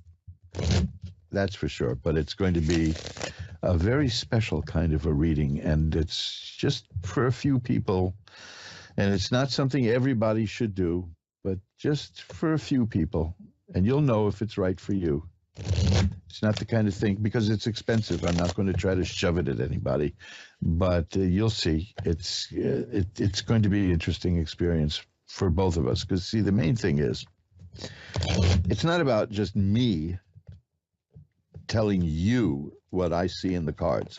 We work through these things together. And when this reading experience that I'm developing now, you will be different and I will be different when it's over. This is something we will do together. It's not something I do for you. It's not something I do instead of you doing it. It's something we will be doing together. And it will take a day at least, probably. I'm thinking about 2 or 3 days worth of reading. It's an intensive thing. But more on that as it develops. Wendy in Brandon, Mississippi is next. Hi, Wendy. You're on with Reverend Elliot. Hi, how are you doing? I'm doing well. How are you tonight? I'm pretty good. Well, maybe we can make that better. What can I look at for you?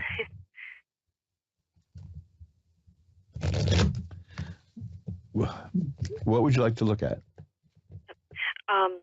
My future, if you could. I've been kind of, I don't know, like stuck, I guess, ever since my children's father passed away about a year ago. Well, the first card I have is the Ten of Swords. And that is an interesting card, especially if you ask about the future, because that is about the past in a sense. Because what it means is a lot of bad things have happened, and they're over now. The bad stuff is over. It's a nasty looking card. Shows a person lying face down in the mud, beaten up, bloody, swords sticking in her back. But it doesn't mean you're dead. It just means that life threw a lot at you, and you're still here. And you're going to get up, and you're going to be okay. So that's worth knowing. In fact, the next card is the Wheel of Fortune, which tells me that this situation is going to change, and that's good. That reinforces the Ten of Swords, because the Ten of Swords is about the troubles are over. The Strength card shows me that you do have a lot of strength, because that's what got you this far, right? Is you've been working pretty much on strength. So I tend to not ever give up. Well, the thing is, there's something good coming your way. The Four of Cups is here. That's a card of life is about to offer you something very good in terms of emotional well-being. Could be romance. It could just be comfort, but you don't see it yet. It's on the way, but it's hidden. So and that's. And then the next card is the Ten of Cups, which I had earlier for somebody, which is perfect. I mean, it's happiness perfected, and it's joy, and it's things. Man, you cannot get farther away from that first card, which is gray and dark and nasty looking. That was the Ten of Swords I told you about. This has sunlight and rainbows and children singing and dancing, because this is telling me that you've been through an awful lot of hard times, You've had the strength to deal with it. The Wheel of Fortune tells me that the situation is changing, probably because of your strength. The Four of Cups says that there's something coming to you. Life is about to offer you something really good. The Ten of Cups is perfected happiness. Here's the Star. There's a good card. That's about hope and optimism. So there's good stuff coming your way.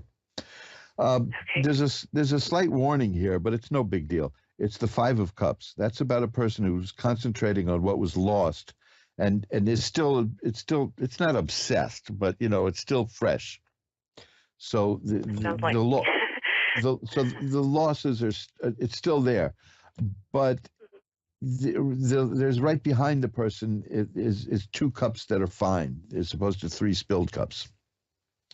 Meaning that you'll turn around eventually and you'll see that that you didn't lose as much as you thought you did. You didn't suffer, as big a hit in terms of life.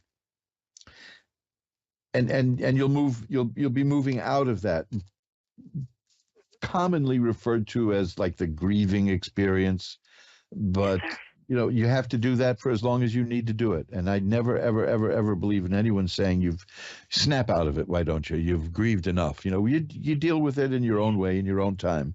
And if it starts to be getting in the way of your life, then maybe you want to seek a little help. But at the moment, you're still reacting to some really bad times that hit you. And you have to see for yourself that the bad times are over. A lot of it, I thought things were going to be a certain way, and now it's not going to be that way. Oh, yeah. It kind of threw me off. Well, it's a very difficult thing to have expectations that fall apart, because the first thing we learn then is next time I'm not going to go into anything with any expectations, but we always do. You know that. Yeah. I mean, we all do that. I can just tell you this, the Temperance card is here too, and the Sun. Now, these are very important cards because both of them are about growth and healing. The Temperance card means that balance is going to be restored in your life. It's been way out of balance for quite a while, but you're going to get that balance back. And the Sun is about healing and growth and health and happiness. I got 3 cards here that indicate children. Do you have children, or are you planning to have children? I have Pardon? 2 children. Yeah, because the cards that I'm seeing are showing that your well-being is going to be intimately associated with the children. Oh, wow. Okay? Mm-hmm. But it's coming. The main message in this reading is that the bad things are over. You're not going to really absorb that until you can see it and feel it for yourself. But I'm just telling you, that's what the cards are saying. And when you do, you still remember that 5 of Cups. The person is looking at 3 cups that are spilled and is ignoring the 2 that are not spilled. Well, that's still the phase that you're in now, because it hurt. Whatever happened, it was extremely painful. It hurt a lot, and you're not ready to turn around yet. But when you do, you'll have healing and health and growth, and balance will be restored to your life. It starts out with such pain here, and yet shows you moving into better times. And it's a highly positive reading. Oh, thank you so much. Good. I hope it helps. Goodness. Oh, it did. It just helped extremely. And I want you to do me a favor. At some point, because this is no problem, but people tend to get readings like this and then forget them. Because it's almost like it never happened. I'm writing it down. Well, also, it's the beauty of Ask One Radio is you can go to askoneradio.com and you can go to the archive, and after tomorrow, this show will be there, and you can listen to this call. Just look for the Reverend Elliot's Magical Window show from February 1st, and you'll be there at about 11:35 or so, 11:40, in that area. And take a look, a listen, because you're going to need to hear this again, because you've been through such a mess that it's going to be hard to believe it's over. Let me just tell one more card here I got for you. I got the Ace of Swords for you. The Ace of Swords is important. That's about a new way of thinking is appearing in your life. You're growing, and your mind is developing and changing in new, different ways. You're reacting to what's happened to you. So that's the key, is that it's your mind expanding. And that's going to help you bring back balance and healing and health and growth and happiness. Okay, Wendy? Yes, sir. Okay, and I want you to listen. Thank you so much. And I want you to listen to this reading again at the archives when the show is up in the next day or so. All right? Will. Thank you very much. Thank you. Well, thanks for calling. Bye now. Thank you. Bye. And let's just shuffle up the cards here, because see, that's one of the beauties of modern technology, and doing a reading this way is you can hear it again, because people have a tendency to act like it never happened, because you're being exposed to something unexplainable, something mystical. If you go to my website, magic-works.com, magic-works.com, there is a wonderful old movie from the 1930s about an occult operator. It's called Chandu the Magician, which was also the name of a radio serial. And this was the film was based on that. And one of my favorite moments in the radio show, it's not in the movie, but in the radio show, the guy had, maybe they couldn't afford it, the budget, but he had like hundreds of people attacking this magician in the desert on horseback, and he stops them. He stops them cold with an incantation, and has one come over, and he tells him everything that he wants from him after stopping the attack. And the guy swears to be his servant forever. But the magician knows that by the next day, the man's going to act like this never happened. He's going to convince himself it never happened. And that happens a great deal, that people will get a reading. It's so out of the ordinary. Most people don't get tarot readings, let's face it. And it's just so out of the ordinary. And they'll hear things and they'll understand them, But within a day or so, a lot of people will convince themselves that it never happened, that it was just a bunch of cards and it was a coincidence. So that's why it's good now you can hear it. And if you do a reading with me off the air, if you want to get a reading with me, and you can read all about how to do that at magic-works.com, magic-works.com. We can do that. We do that through Skype, and you can hit the record button, and then you'll have a copy of the reading to listen to at any time. So that's good. I like that about the technology. Chris in Englewood, Florida is next. Hi, you're on with Reverend Elliot. Hi, how are you? I'm doing well. How are you tonight? I'm very good. Beautiful. I'm very excited. What can I look at for you tonight? Well, get your crystal ball out and figure out what our family's supposed to do. We're kind of we're at a crossroad, and we really need some direction. Okay. Well, that's interesting, because this is almost the imagery on the first card that I have here. It's the Chariot, and that is a person who's in a chariot on the road, and one horse is white and one horse is black, and one wants to pull you this way and the other one wants to pull you that way, and you have to hold it together and get that thing to go the way you want it to go. And that's not easy, right? That's the tension. Right. Right. So let me see what I've got here. The thing, I'm not seeing anything changing or moving right away.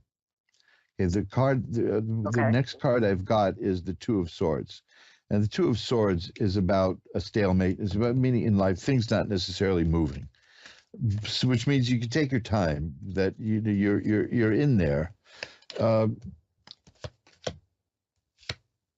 I'm getting these cards like feeling stuck, which is the Eight of Swords. You don't know which way to go. You don't know what to do.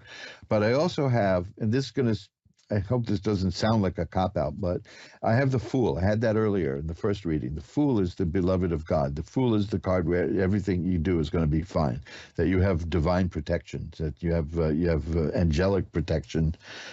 So, you're good. You're going to be okay. I see a new. And you know what's so funny is I understand that. It's just being able to put it into a perspective for others to understand. Well, that's and being able to be able to not feel, to allow. We've had this vision and what we've worked with really manifesting through the universe for things to happen, and we really are at a stalemate. Truly is exactly what we said today. Well, that's the card. Yeah, those are the cards I've got here. The thing is that, now here's another, the Four of Swords. I had that earlier too. This is a period of taking time out with nothing really happening.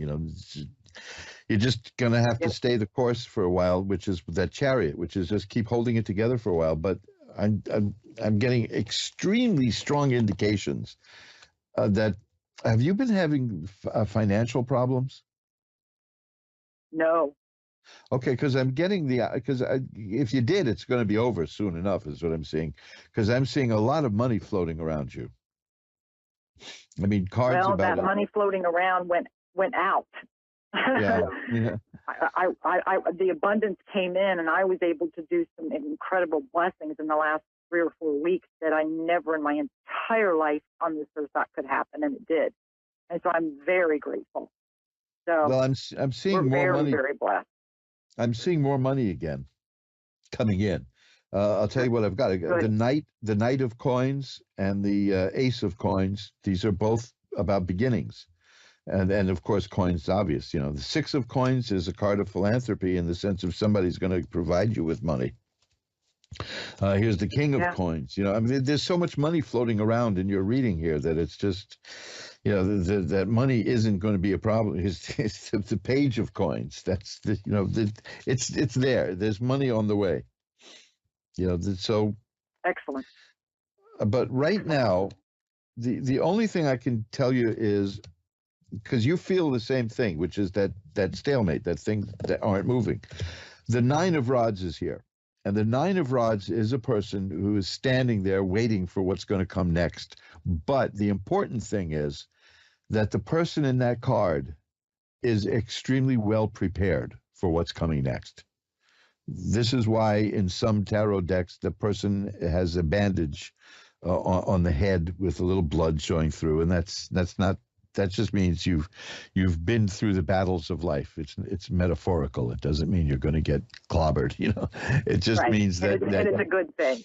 Yeah, and because what's coming, you're prepared for. Is that it's and then the Seven of Rods is here, and that's a person who can sweep away obstacles.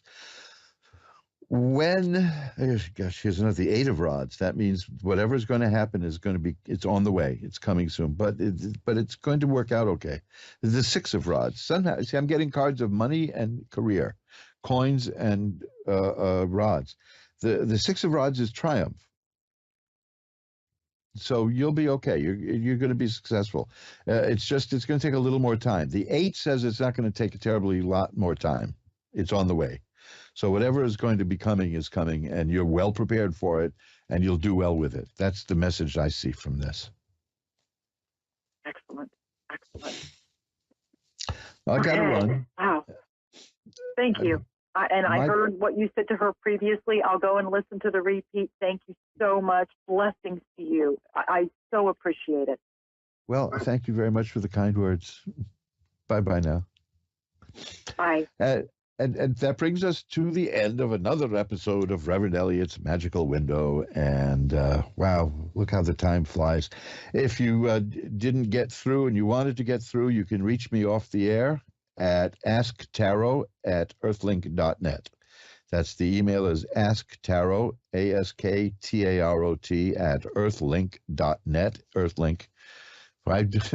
That like predates AOL, right? It goes, that's how long I've been doing this. asktarot@earthlink.net. There's also a contact form at magic-works.com, magic-works.com. Take a look. As I mentioned, I have a special offer for that book that teaches you how to do teaches a man how to shave beautiful. Oh, my wife has loved the way my skin has been ever since I've been shaving this way, because it's like so soft, and I only have to shave about every 2 days when I use this, because it's very close. You can go to, it's a tiny URL that'll give you go to mojoacademy.org. Go to mojoacademy.org and check the shaving thing. But you can also go to tinyurl.com/happy-shave. See? We think of everything in this technological era. tinyurl.com/happy-shave. And to take a look at that. The offer is not there yet, but it will be, because I only invented the offer while I was talking to you guys. You see, you pried it right out of me, which is a free Mojo Brothers shaving soap. But take a look at the stuff over there at mojoacademy.org. I got to get to the post office tomorrow, mail out a whole bunch of books, at least a dozen more books. So that brings us to the end of tonight's show, and we will get together again next week at 11 Eastern, 10 Central, 9 Mountain, and 8 Pacific to take a look through the magical window of the tarot. Until then, remember, who you are is the universe's gift to you. Who you become is your gift back to the universe. It's been great talking to you, and I'll see you again. Bye-bye.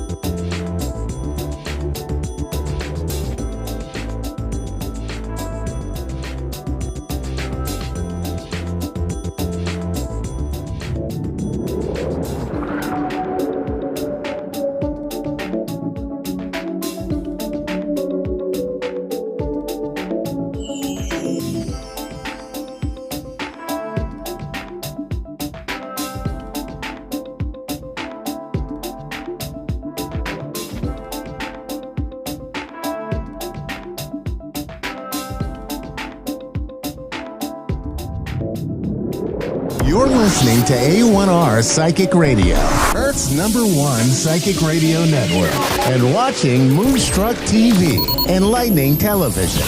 Welcome. Time for Understanding Spirit with Mary Shapano. Mary Shapano. Live from MaryVCircles.com. Connect direct. In North America, dial 888-454-2751. In London, 20-3519-2158. In Sydney, dial 02-8488-3147. Or online, contact us through our Facebook page, facebook.com/psychic radio. Or one of our websites, AskOneRadio.com or Moonstruck.tv. This is Understanding Spirit on A1R, the Ask One Radio Network.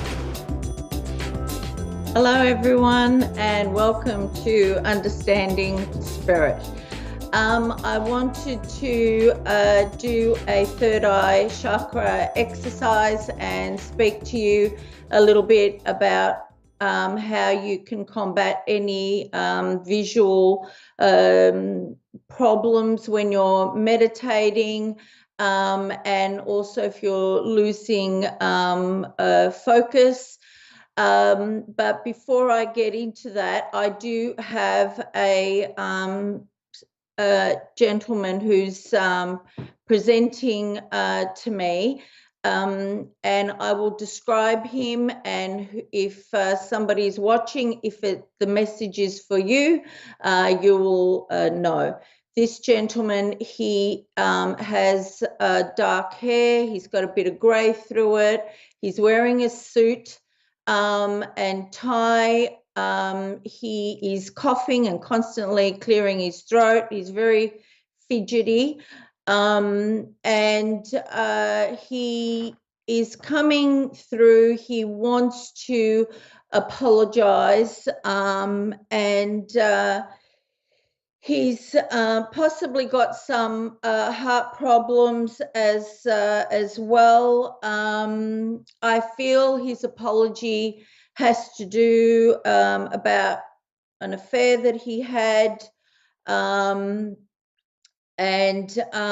he wants to say that he didn't know what he was doing, that he was on a bit of a power trip and not thinking clearly. The message that he has for this person is bless her pure heart, she was always too good for me. He's handing you roses, and he is telling me that he will see you soon when it's time, and he's going to meet you at a place where you used to meet, and you know where that is.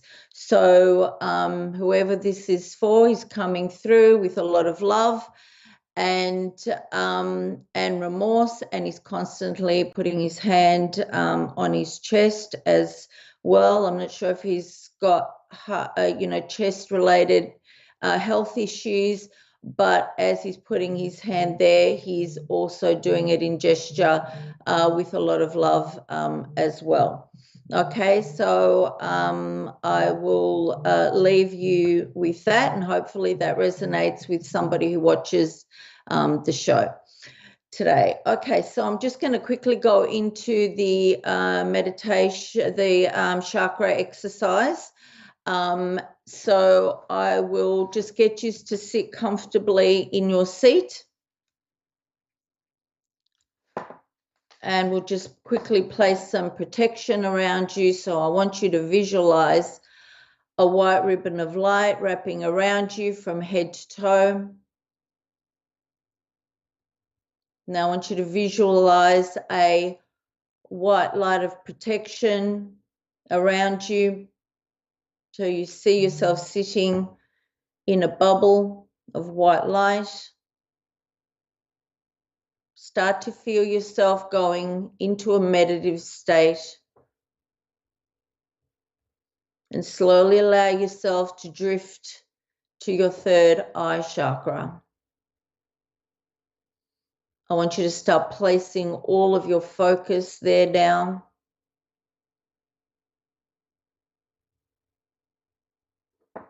And I want you to ask your guide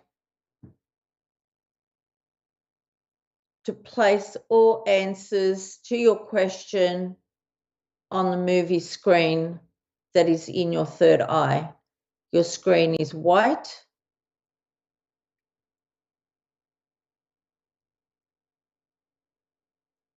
As you're seeing that on your third eye, I also want you to start thinking about a question that you would like to ask.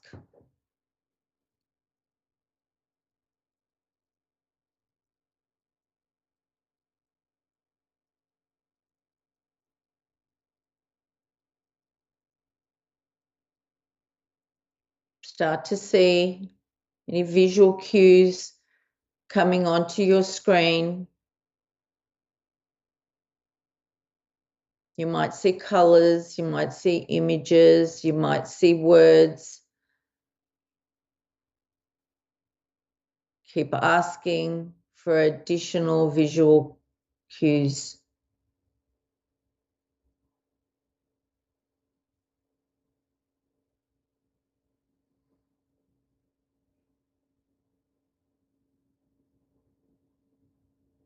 Keep focusing on your screen.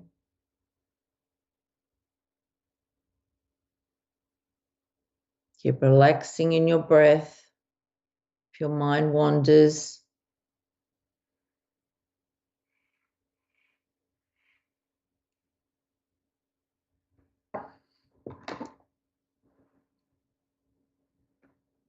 if at any time you feel that it's your mind and not a guide, you can always try to alter the screen. If you can't alter your screen, you know that this is guidance from Spirit.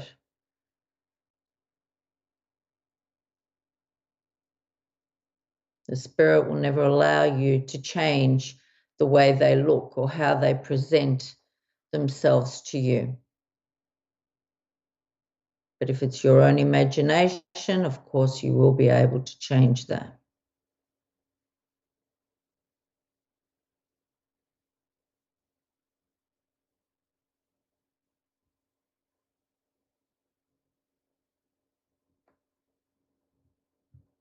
When you feel like you've received as much information as you can, just thank your guide. Ask your guide to clear your visual screen.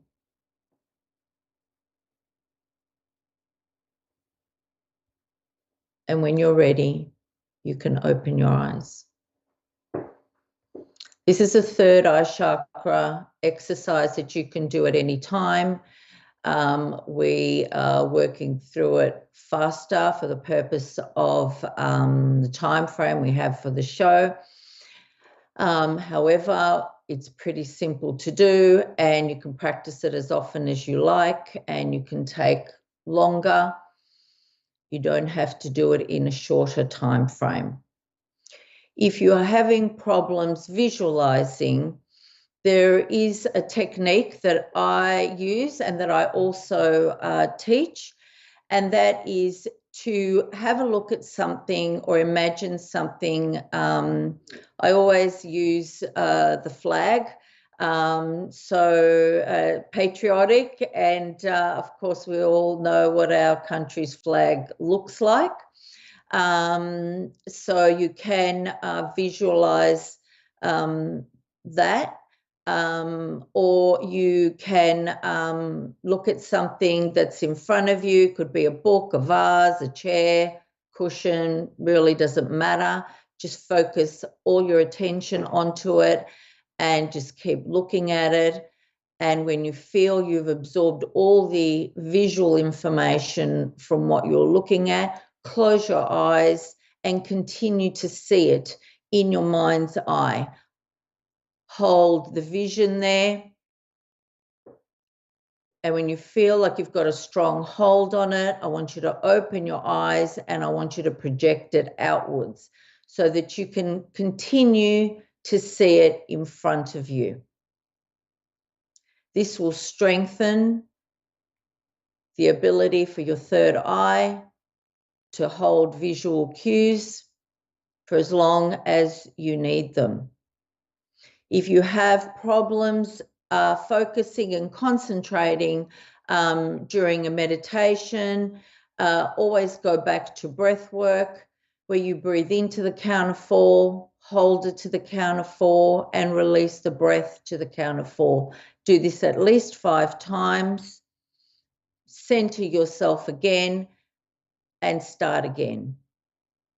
All right, that doesn't matter how often you have to do it. And, you know, initially you should only meditate for short amounts of time anyway. But to practice focusing, you can do it incidentally as well. One way is, you know, if you're out doing your grocery shopping, as you're walking up and down the aisles, with each step that you take, count to 10, and then bring yourself back to 1 and count to 10 again, and keep doing that. Of course, what happens during that time is that you can't think of anything else because you're constantly counting, and that helps you to stay focused. So they're just a few tips for you to help you with your visualization and with meditating. And if you have any questions for me, you can contact me on maryvcircle@gmail.com, and I will answer your questions as soon as I can.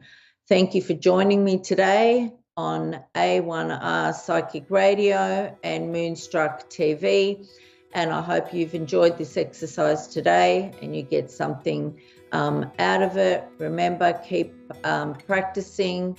And I hope that somebody was able to connect with the spirit that came through today. It's come through with a lot of love and a lot of remorse, and wants forgiveness, and is watching over you with a lot of love. So good luck with everything, everybody today. And remember, just keep smiling and putting out positive energy to everybody. Good karma every day. So thank you very much. And hopefully I will see you next week, and we will continue learning and understanding spirit. All right. Goodbye.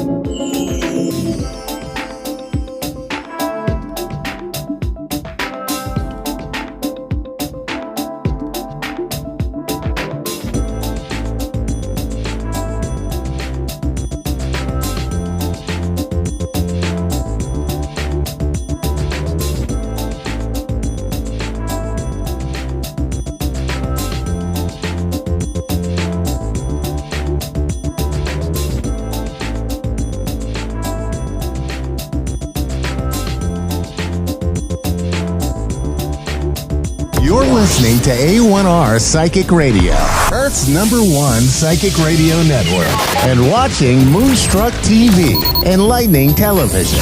Welcome. Time for the Psychic Side with John Capello. John Capello. Live from JohnCapello.com. Connect direct. In North America, dial 888-454-2751. In London, 20-3519-2158. In Sydney, dial 02-8488-3147. Or online, contact us through our Facebook page, facebook.com/psychic radio. Or one of our websites, AskOneRadio.com or Moonstruck.tv. This is the Psychic Side on A1R, the Ask One Radio Network.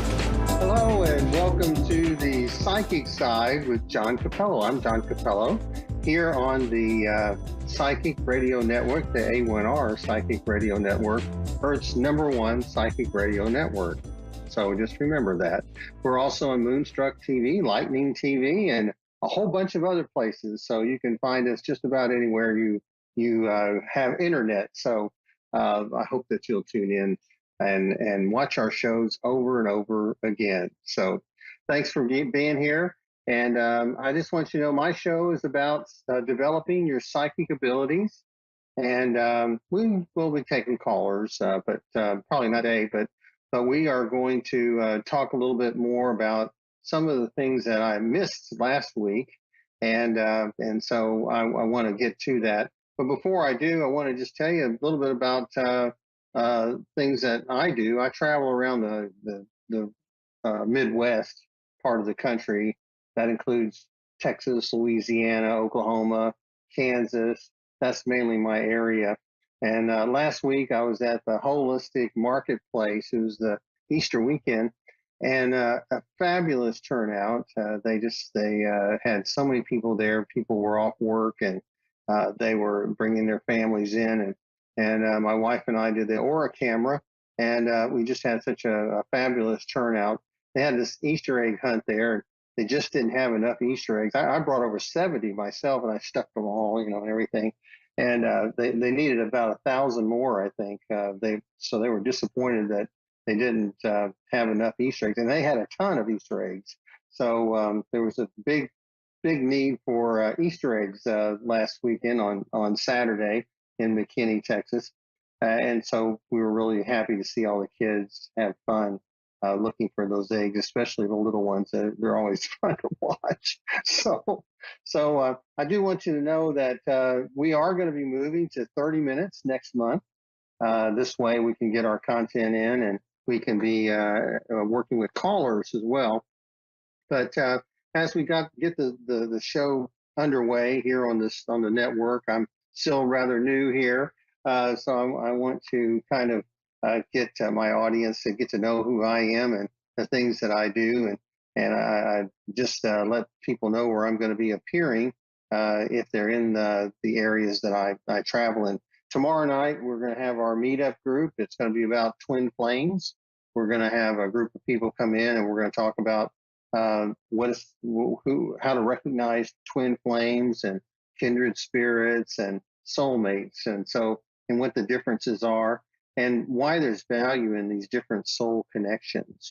So if you are with a significant other, you may try to determine what type of relationship you have, and sometimes we don't have those relationships, and those can work out just fine too, because it's about learning lessons, and it's about growth, and it's about being happy and finding the person that you can be compatible with. So that's a good thing. Also, this weekend I'm going to be going to Shreveport along with Natalie. She's going to be doing the Aura camera, and she's got her own following over there. People just look for her, which is great.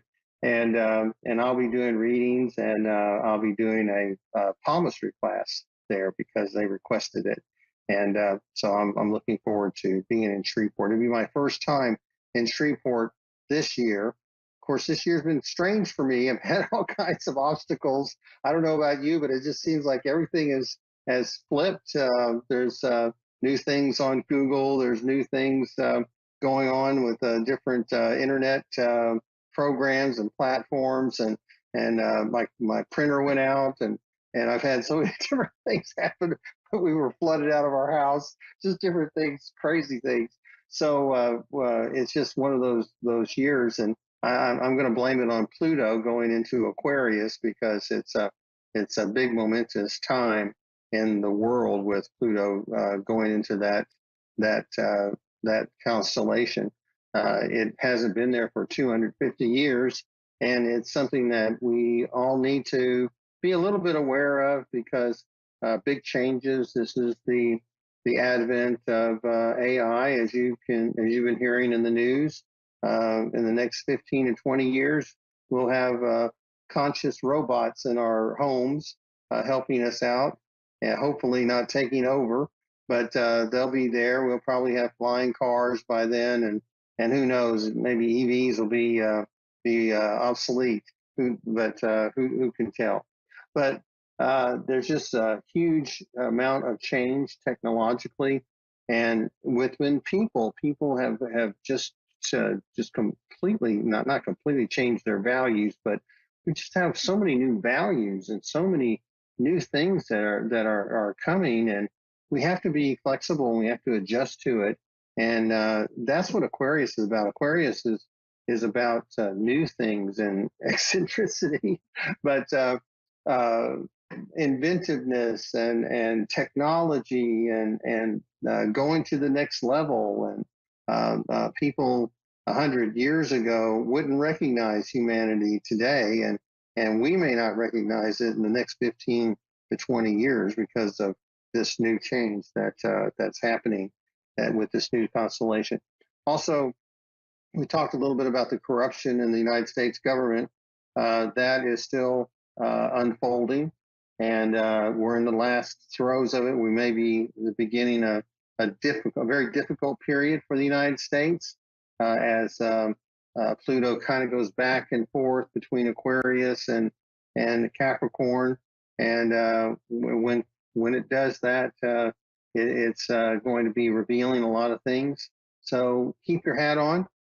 Just be flexible and be patient, and we'll get through it. So the good news is that once we're through this and it settles into Aquarius, we should see some more stability and better times. At least that's my hope. So I want to go back to the things I was talking about last week, because last week I didn't quite finish talking about clairaudience, and clairaudience has its own special nuances. So many people say they don't have that gift of clairaudience, and I want people to realize that it's just a matter of paying attention, because there's often whispers in our ears, and often a voice that is not our inner voice.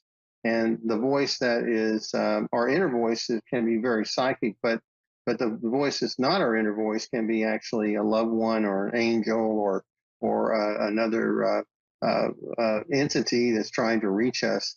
And as long as they're saying good things to us, it's not schizophrenia. It's something that we should pay attention to and make note of. But with clairaudience, you can actually hear sometimes the thoughts of others.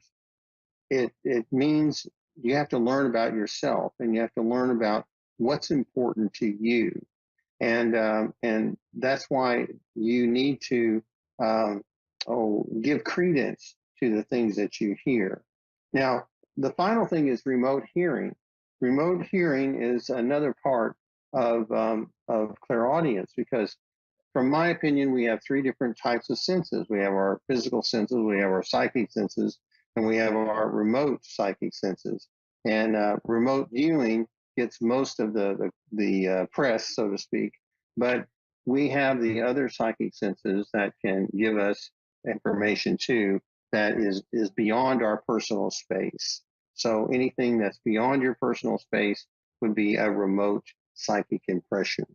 So we're already getting ready to close our program today, and I want to thank you for being here, and I want you to learn to pay attention to your clairaudience, because you do have it. It's just a matter of trying to develop it. It's one of the more difficult psychic senses to develop. Usually these folks are a little more skeptical than others.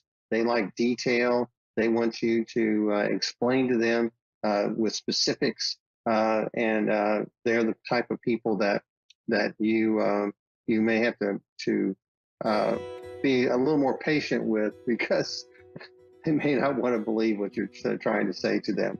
So we also want to thank Miracles of Joy once again for being our sponsor. Don't forget to use their promo code PS-0223. And we want to let you know we appreciate them. We hope that you'll join us next week for another version of our program. Please like me on Facebook. Go to John Capello Psychic and like my page. You can keep up with what I'm doing there. And just let me know, just send me a little message saying, hey, we heard you on the radio. That's always very much appreciated. So once again, thanks a lot. We'll be here next week with another edition of our program. We're going to be talking a little bit about claircognizance. So I know you'll be excited about that. So here we are, here on the psychic side. I'm John Capello, and we'll see you next week. Bye-bye.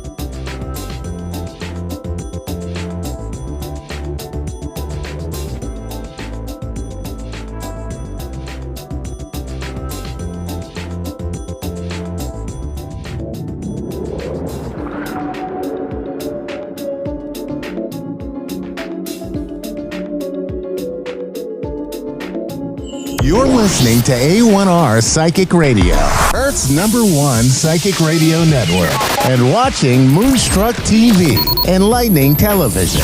Welcome. Time for Your Time to Shine with Julie Yeager-Walker.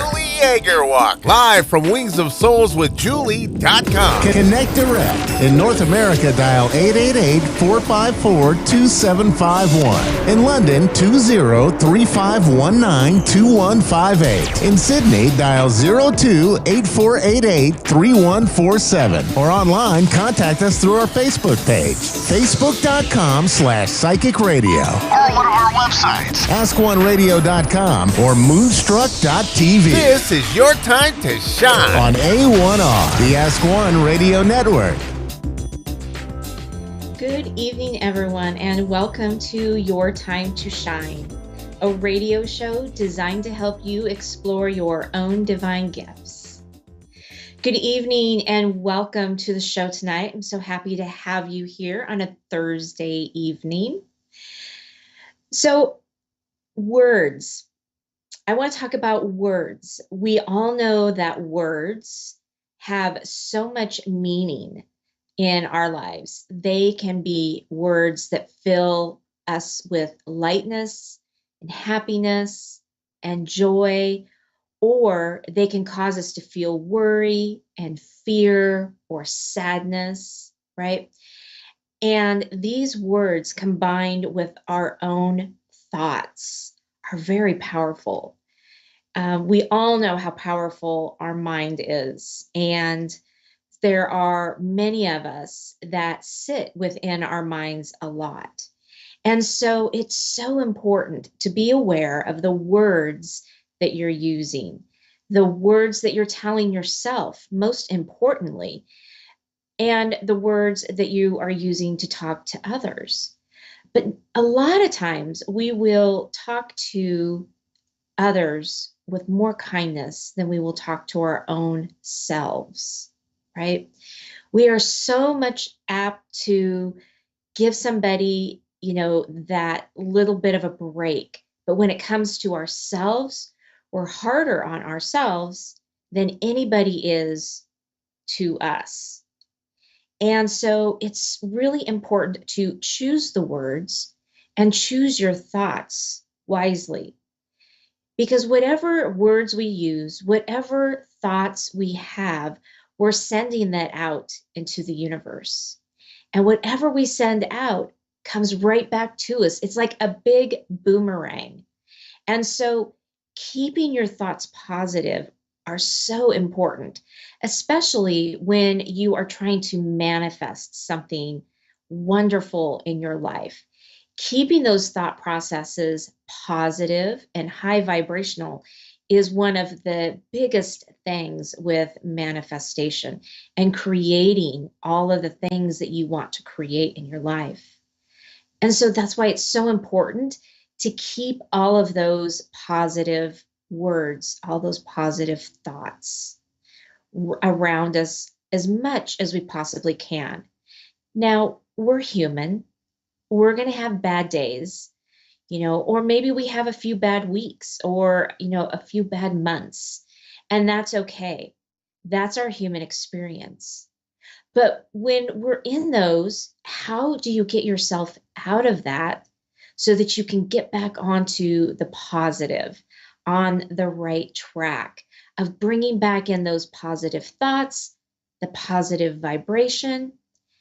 Sometimes it's really hard, but it's about our minds over our words and our thoughts. The mind is so powerful. And so bringing in some tools to help us shift what we're needing to shift within our emotional body, our spiritual body, our physical body, whatever it is that is hindering us from having those positive thoughts, from having those positive words that we use to ourselves and to others. And so when we're in that moment, it's about first being in awareness, an awareness that you are in that moment. And I'm not saying hide it under the rug if you're having a bad day.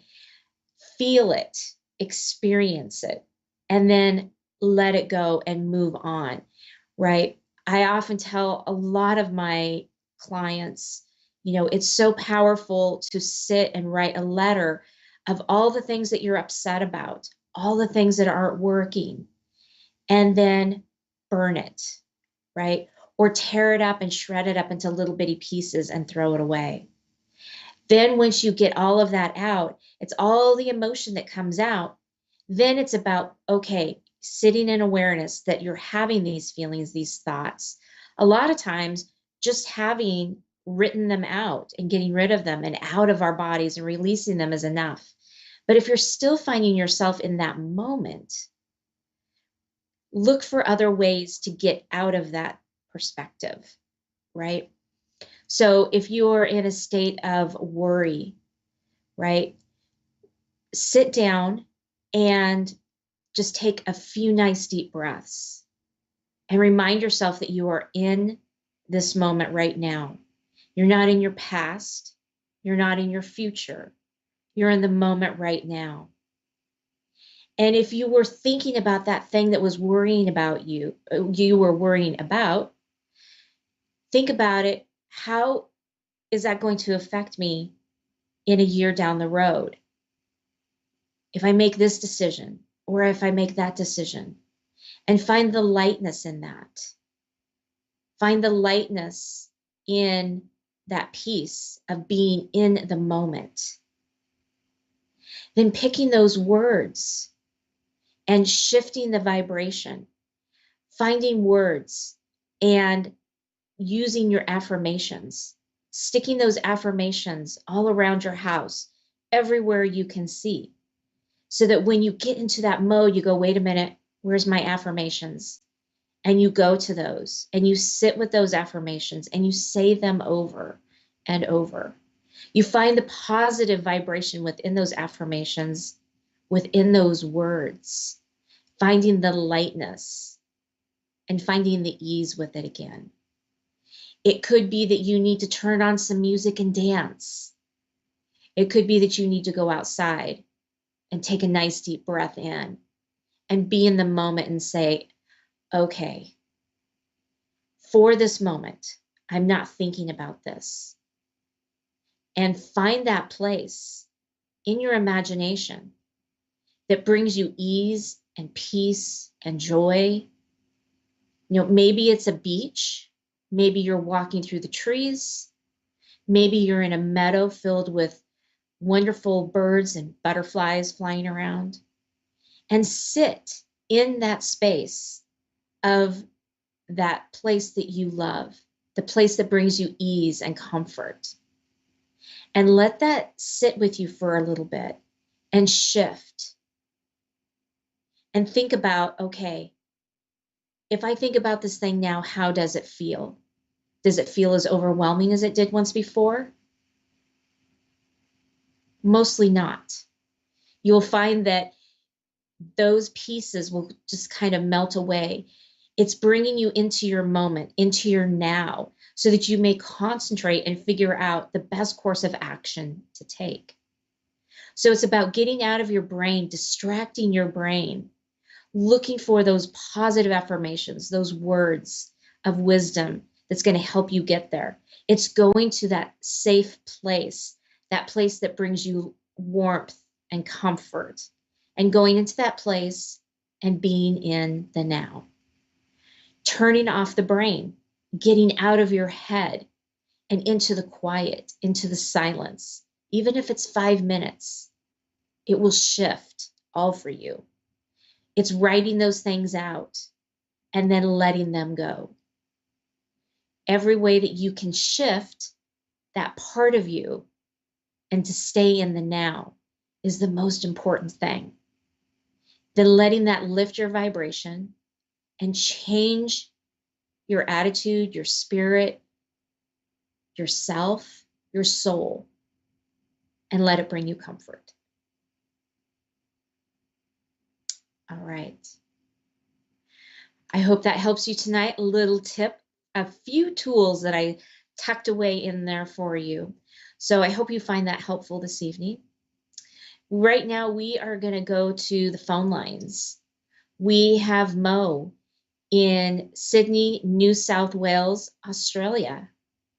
Good evening, Mo, and welcome to Hi, Your good Time to evening. Shine. How are you? I'm doing well, thank you. And how are you doing? I am good. Thank you for That's asking. really good to hear. No worries, anytime. You know, it's always good to ask about like to the other person how they're doing, because it's not all about the one person, but it's all about everyone in the group or in the room. I love it. Well, thank you for asking. Thank you. What can I do for you this evening? Basically, I would really appreciate a reading about my love life, basically. Just because, like, I've got some gut feelings about my current situation after a breakup I had 2 weeks ago. So my gut feelings are telling me there's going to be a reconciliation. And I just want to get some clarity about that. If there's any reconciliation or anything that might fix things in the future. Okay, perfect. Mo, I'm going to just take a moment here and check in with your angels and guides here. So give me just a moment, and there'll be a little bit of silence, and then I'll be right back with you, okay? Thank you so much.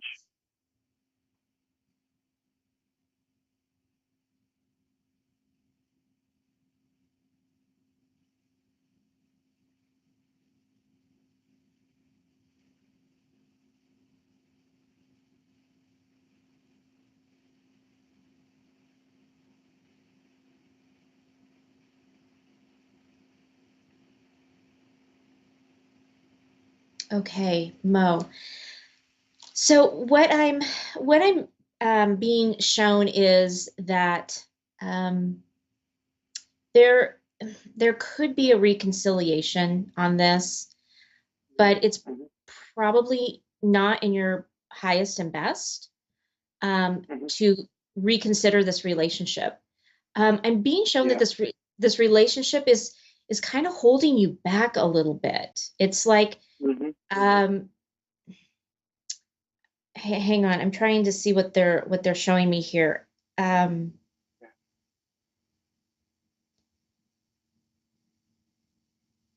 Okay, so what they're saying is it's really a safe place, almost like you've been there before. You've with not with this person, but in relationships. It's like this safe place to land, but it's really not serving you.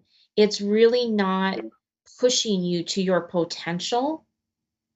And as a result, you're not striving for the things that you're looking for in your life. It's almost like you're kind of sitting back and taking the back seat of it.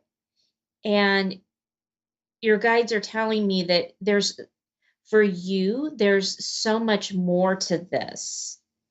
And there's like a bigger picture here that this relationship may not be able to bring to you. Does that make sense to you? Yeah, definitely makes sense. Definitely makes sense. Okay. And you've definitely like clarified and made things much clearer to me. And I appreciate your help and your time today. Oh, you're very welcome. Thank you so much. Thank you so much. And have a good afternoon or good evening. Thank you. You as well. Thank you so much. Thank you. Have a good bye. Okay.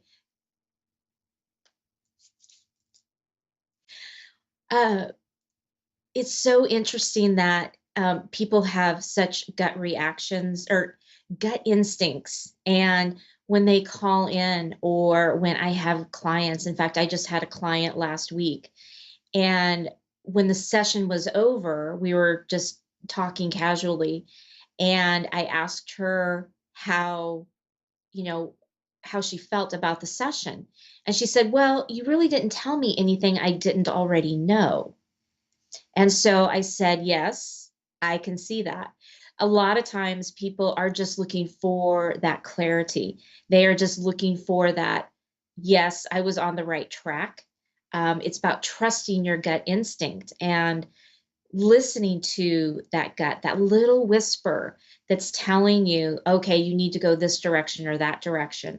And so I find a lot of times that clients that come to me, they will tell me that isn't what that is essentially what I was thinking. You've just clarified everything I've been thinking and feeling. And so it's really a fantastic way for people to get that feeling of, okay, I really was on the right track. And yeah, they didn't tell me anything I didn't already know, but the session was very well worth it because they got exactly what they needed. And that's what's so wonderful about spirit is they bring through the messages that that person is needing to know in that exact moment, no matter what it is. Looks like we have another caller queued up. We have Alexa in Millington, Tennessee. Good evening, Alexa, and welcome to Your Time to Shine. Hey, how are you? I am good. How are you? I'm doing great. Good. What can I do for you this evening? Well, I would love if would be any way possible for you to either connect with my father or my fiance. Okay. Is there a particular question that you have in mind for one of them? Not really, just anything that you get from them. That would be great. Okay, perfect. Alexa, I am going to take a moment here to tap in and see if I can get one of them to come forward for you. And as I'm doing that, there'll be a little moment of silence, and then I will be right back. Okay, thank you.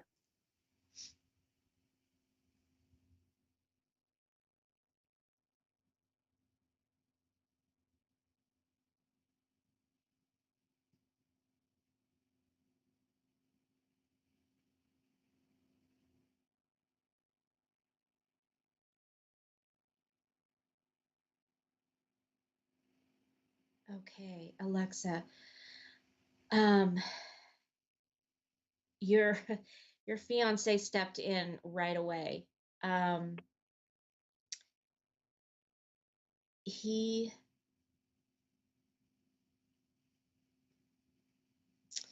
feeling that heartbrokenness that you're feeling.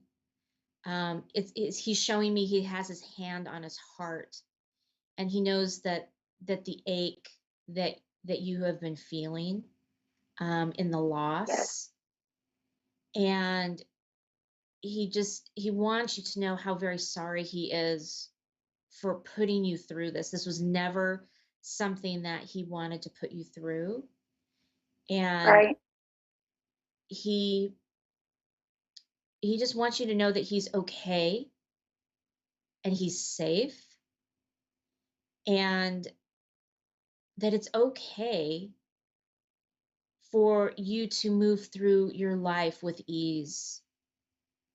It's like he's showing me there's this, of course, because you've had a loss, but there's like this big anchor that you're towing and you're just pulling it around. And he wants to release that anchor from you. Not releasing in the fact of you forgetting about him, or for someone to say, it's time for you to stop grieving. No, that's not it at all. But the anchor of life itself, to be able to remove that so that you can move forward. And he says you have so much life to live. And he's going to be right there beside you, walking this path with you. And he just wants you to know that you can be free. You can release that anchor, and that you don't have to have that guilt for releasing it. I know exactly what you're saying.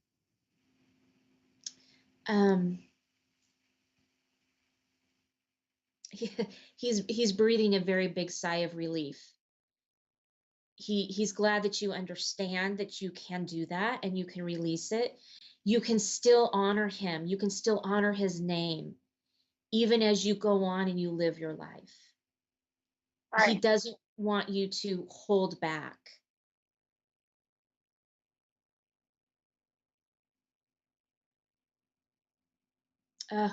He has so much, he has so much love for you. The connection that the two of you shared was very deep. Yes, it was. And so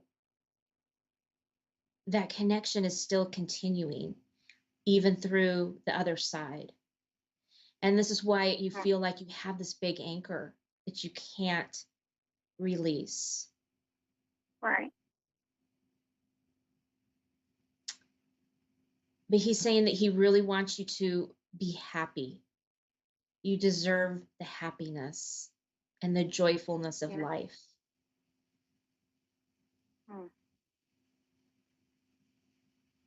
Wow. Let me see what else he has to say. One moment. Okay.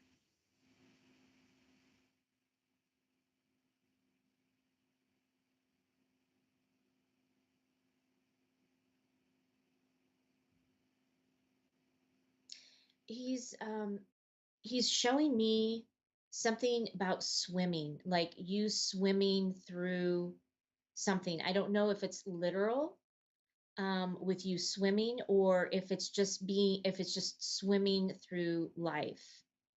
And Yes, that was one of our favorite things that we did as a family, me, him, and my son. Okay. Okay.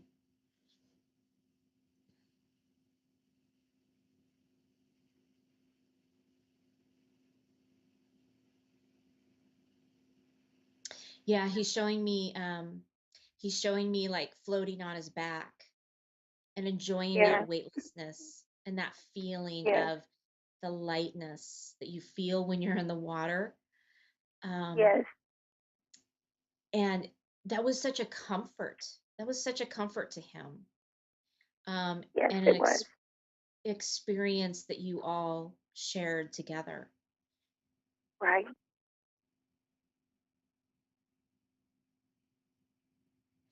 He's showing me like a lake or lake property. Is that where you would usually go swimming? Is that a lake property? No, that is actually, I believe you're referring to my best friend's land. Okay. Did you guys ever go up there and go swimming?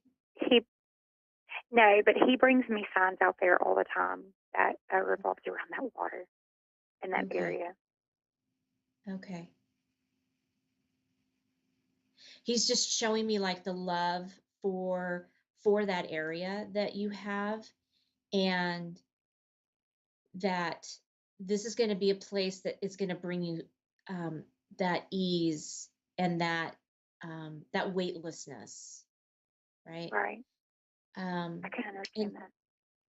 And so if you can get there, when the weather is nice, this is going to be a place where you can connect with him, that you can just sit and remember and cherish all those memories and let that be the thing that gets you through this time. Okay. Yes. He wants you to continue doing all those traditions. You guys had a lot of traditions that you did together, and he really wants you to continue those. Okay. Okay.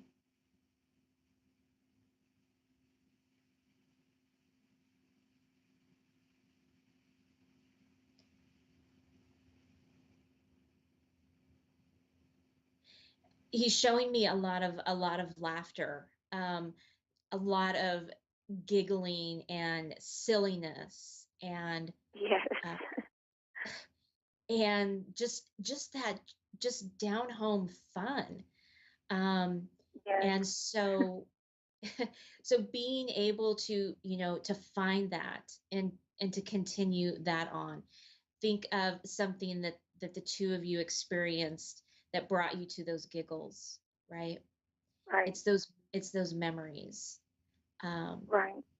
He's just showing me that you guys just had a lot of fun together. We did. We really did. Yeah. Yeah. The craziness. He had a he had a great sense of humor. He did. It was almost like he was a big kid. He was. in his spirit, in his soul. And it was one of the things that people loved about him. Yes, absolutely. You're right. So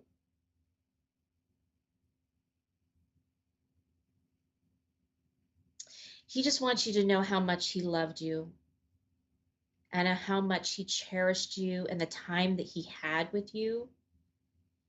And you were very important to him. Absolutely. Yes, he always let that be known, for sure. Yeah, he seems to be very vocal about his feelings. He's definitely not one that is afraid to show his emotion. No, absolutely not. Yeah.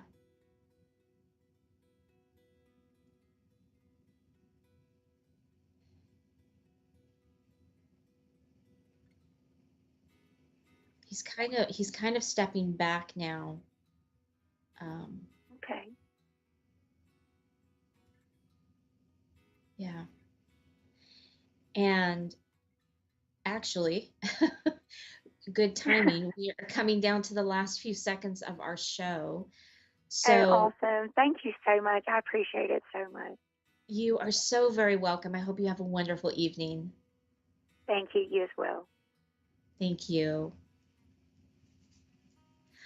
That does it for me, everybody. Another Thursday night done here for me and for you. Thank you so much for tuning in. If you would like to get in touch with me and have a personal one-to-one reading or a group reading, please reach out to me on my wingsofsoulswithjulie.com website, or you can reach out to me on my Facebook pages, Julie Yeager Walker Medium or Your Time to Shine. Have a great night, everybody, and we will see you next week.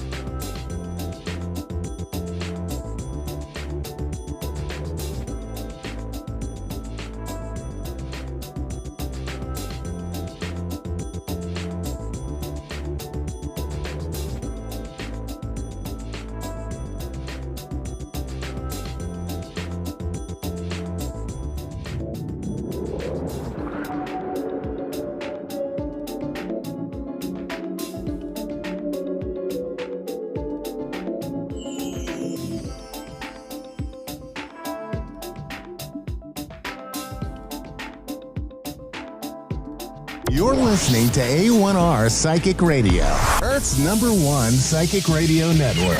and watching Moonstruck TV, enlightening television.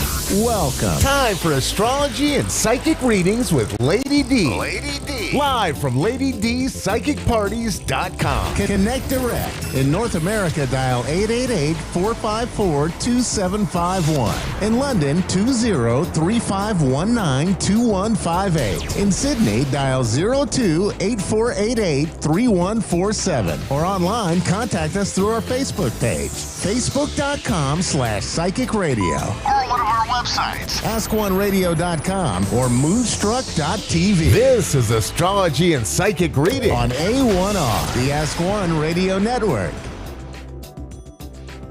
Hi everybody, welcome to Astrology and Psychic Readings with Lady D. So I'm your host, Lady D, for this next half an hour. I hope that you've had an amazing week ahead, and this is going to be a big week that we've got coming up here.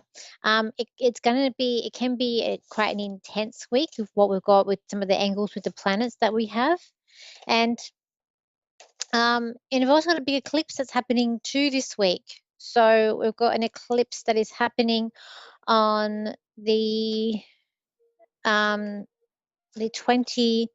It's the 20th. Yep, the 20th. Okay. And with the eclipses, there are big things that are going to come up here. Plus, we've also got some squares happening. So we do have some angles that's happening with Venus and with Saturn. And we've also got ones towards the end of the week with Mars and Chiron. We've got the Sun and Pluto.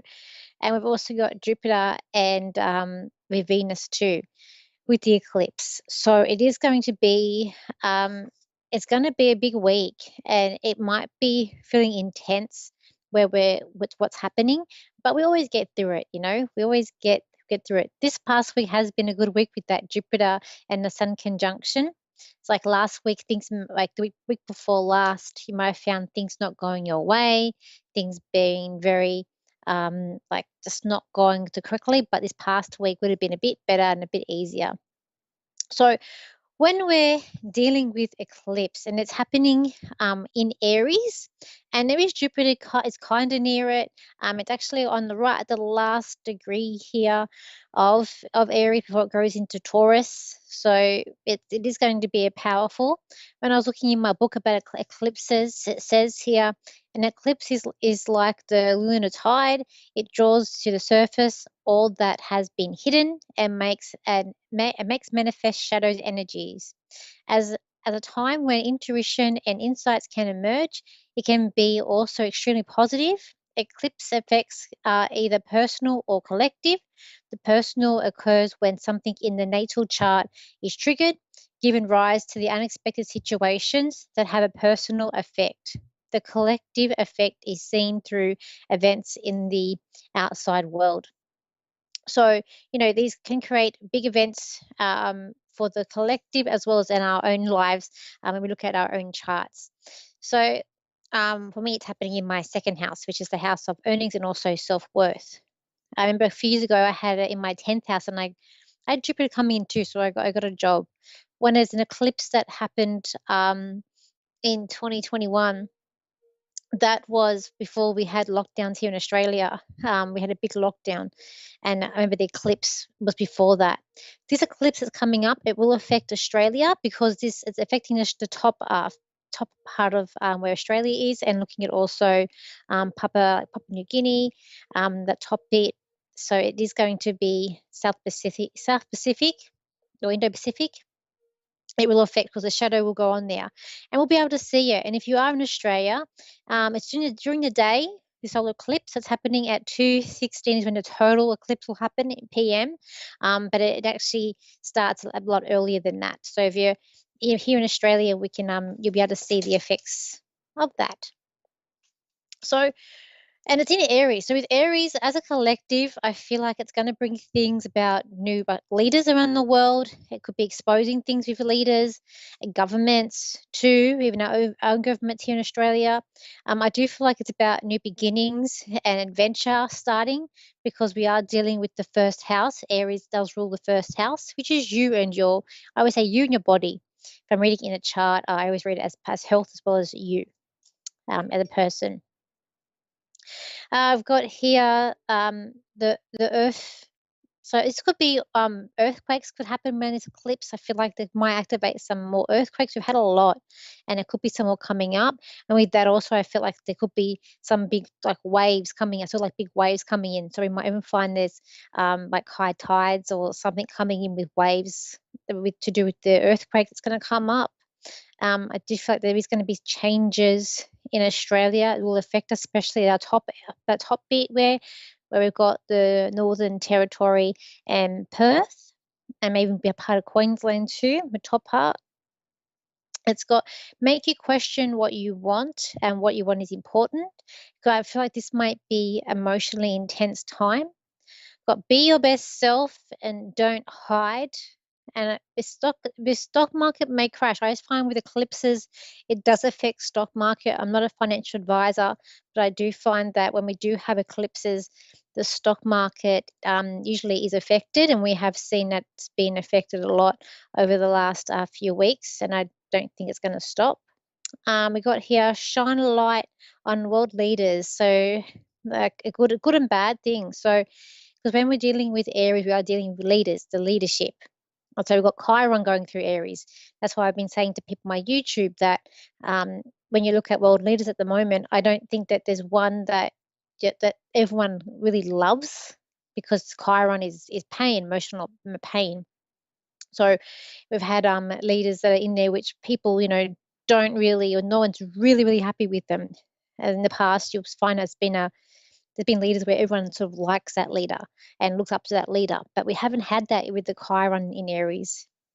Got here, big moves will be made around the world, and not a good time to waste time. Not a good time to waste time. When you're dealing with the energy of Aries, they are always on to the next thing, so they don't finish what they start. So you maybe might find this week that you're in the middle of doing something, but due to time, you just don't finish what you start, or you're always on to the next thing. That may come up this week. Got here, know your boundaries, and I've got people will go over your boundaries. So make your boundaries clear and well known, and stick to them, because people are going to overstep boundaries with you. We push and shove, because also when we're dealing with this Aries energy, it is also war-like energy, because Aries is the god of war. So even though we're dealing with this strength, this powerful energy, it is also war-like energy too. I've got here, so there could be striking anger around the world with protests, people not being happy, people not being listened to by the leaders of the country. So this can bring up spark of more people just getting more angry with this, and protests could come up with this too. I got for what else have they've got coming up this week with these squares. I feel like there's going to be a big change when we're dealing with Pluto. We've got Pluto squaring the sun. This is about our life, so we might be coming up with some endings coming up here. Big change around us that's coming up.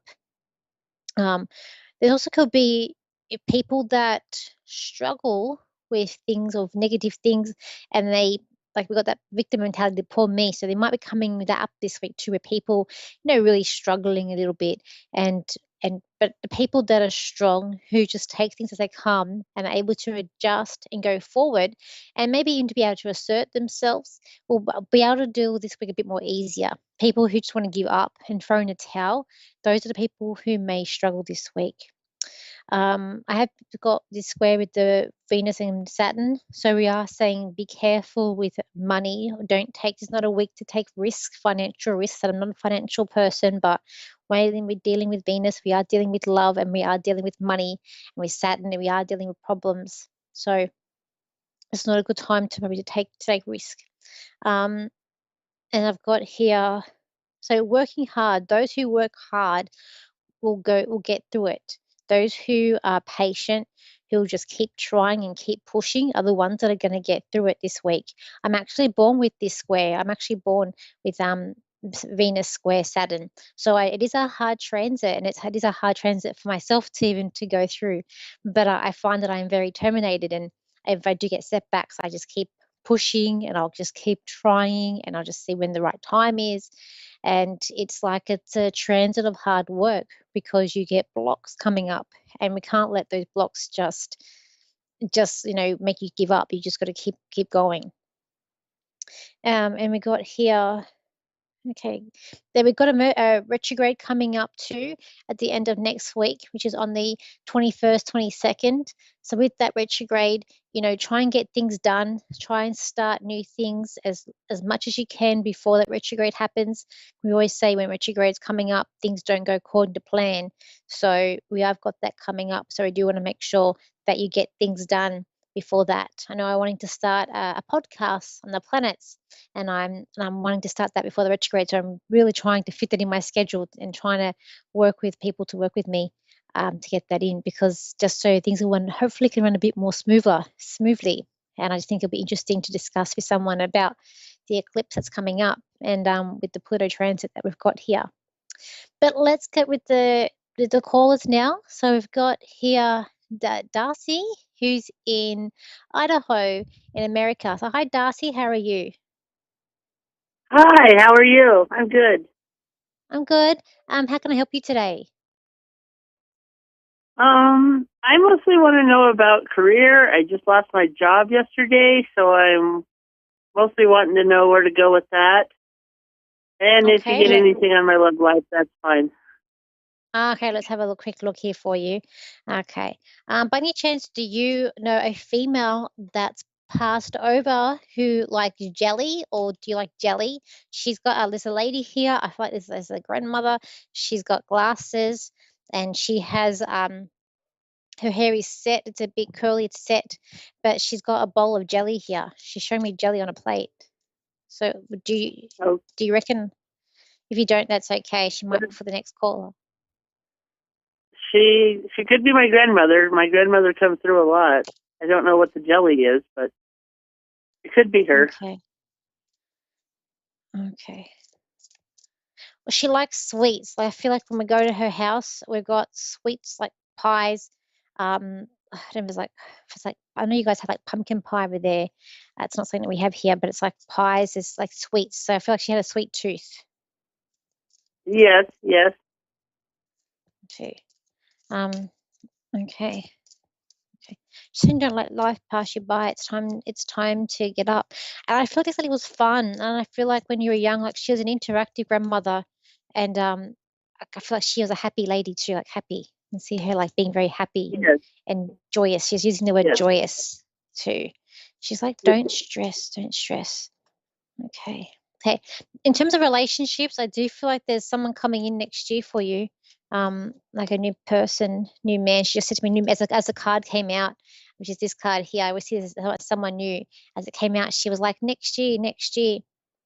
Now with the job that's coming up that you just left, I feel like she's saying to me, this job was very stressful for you, and you're under a lot of pressure, and I feel like it's like about cost you a lot of time. So perhaps there's a lot of time involved, or it's cost you a lot of time. She's talking about time with this job, and you're coming into your own now. Okay, when's the next job gonna coming in? Look, July. There's something I know July is a little bit off, a few months off, but I'm getting July, and I feel like that's when you're going to get a new contract for, and this job's going to be, I'm getting the word outstanding job. It's like you're being credited. You've studied, like you've got like a degree, or you've got like she's showing me that you've got a piece of paper, like a diploma or something, like you've studied. Okay. Yeah, I went to a trade school after high school. Yeah, but you're qualified in something, like there's something you're qualified in. Okay. Oh, okay. That's probably true. Yeah. Because she's just showing me that there's graduation, or it's like she's showing me a certificate, like a certificate of completion, like you've studied something. Yeah. So was it like mechanic? Did you say what was that you studied in? Mechanic? No, my dad is a mechanic. Oh, okay. Because getting mechanic. Okay, I could be picking up on your dad. But I feel like for you, it's July. Until then, I feel like you're picking up odd things around. I do feel like when it comes to June, just don't give up, because I keep on hearing July for you is when things are going to pick up for you. And it's like things are just being tight. But I keep on seeing you contracting in July. But the job that you're going to get, it's different from the one you've had. And it could be something that's a bit higher than what you've done. Because I do feel like it's like you're being rewarded. Like you're very something you're very good at what you've done. But it's about you're sorting time. Was it just a shock to leave? When you had to leave this last job, was it a shock as well? Or you were pushed Something out? about shop? Yeah, your job when you left. It was a total surprise. They let me go. Yeah. Yeah, it's like I saw you with your stuff, and it's like you could put it out the door, and it's like I'm kind of dumbfounded that I've got what is my box of belongings, and I'm like, oh boy. Oh, I feel like it was to do with money. I feel like they had to, and it was to do with money on their end. But even could be by the 1st of July that you've got this new job. I keep on hearing July, keeps on going over and over July. But I just feel like it's something that might be higher. Like this is going to be a better for you with this job, because the last one that you had as well, I feel like maybe you couldn't get any higher, or they stopped you from going any higher, because there's like trying to climb the ladder, but there's we call it a manhole here. So it's like it's for us, we call it the manhole is like the space in the roof but you go into the roof. And that's how they've been blocked. So it was like stunting your growth. Where you're going to go to, I feel like it's like you're being rewarded and you're being recognized, and there's more room for you to grow and to go up higher. They'll be very reasonable with you. I'm hearing the word reasonable as well. Okay. That's good. Let me see what you do. So you're like an office worker. I have been, yes. And I was an editor of a newspaper. Oh wow! So you've done like a lot. Because I can see, like, I'm trying to see where you're going to be, and I can just see as an office. There might be some work outside as well, but there's like an office too. That's that's with you. But it's just like don't give up as well. But yeah, I do feel like it's going to be all right. Yeah. And with the love life, I feel like it's going to happen next year that's picking up for you too. And it's like not So I hope I've helped you today. And I hope I've helped you today, and thanks for calling in. Thank you so much. That's okay. Okay, bye. So now we're going to the next caller. So I've got Alexis here, who's from Minnesota in America. So hi, Alexis. How are you? Hi, I'm okay. How are you? I'm good. How can I help you today?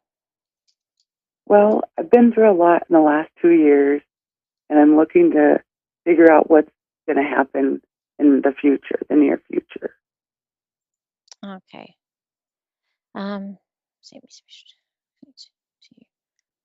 I'm just got someone with me, and they're saying, I'm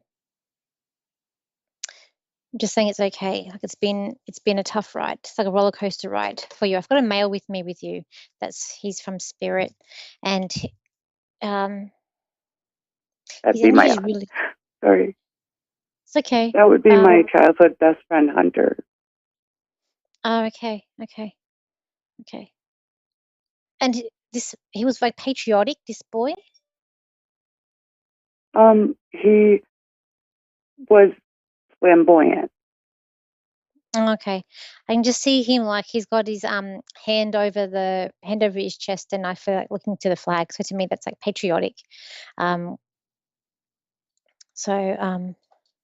feel like with you, he's just saying that everything's going to be okay. Everything has its way of working out, and he's like, even though times are really tough, but this guy, I feel like he also liked adventure too.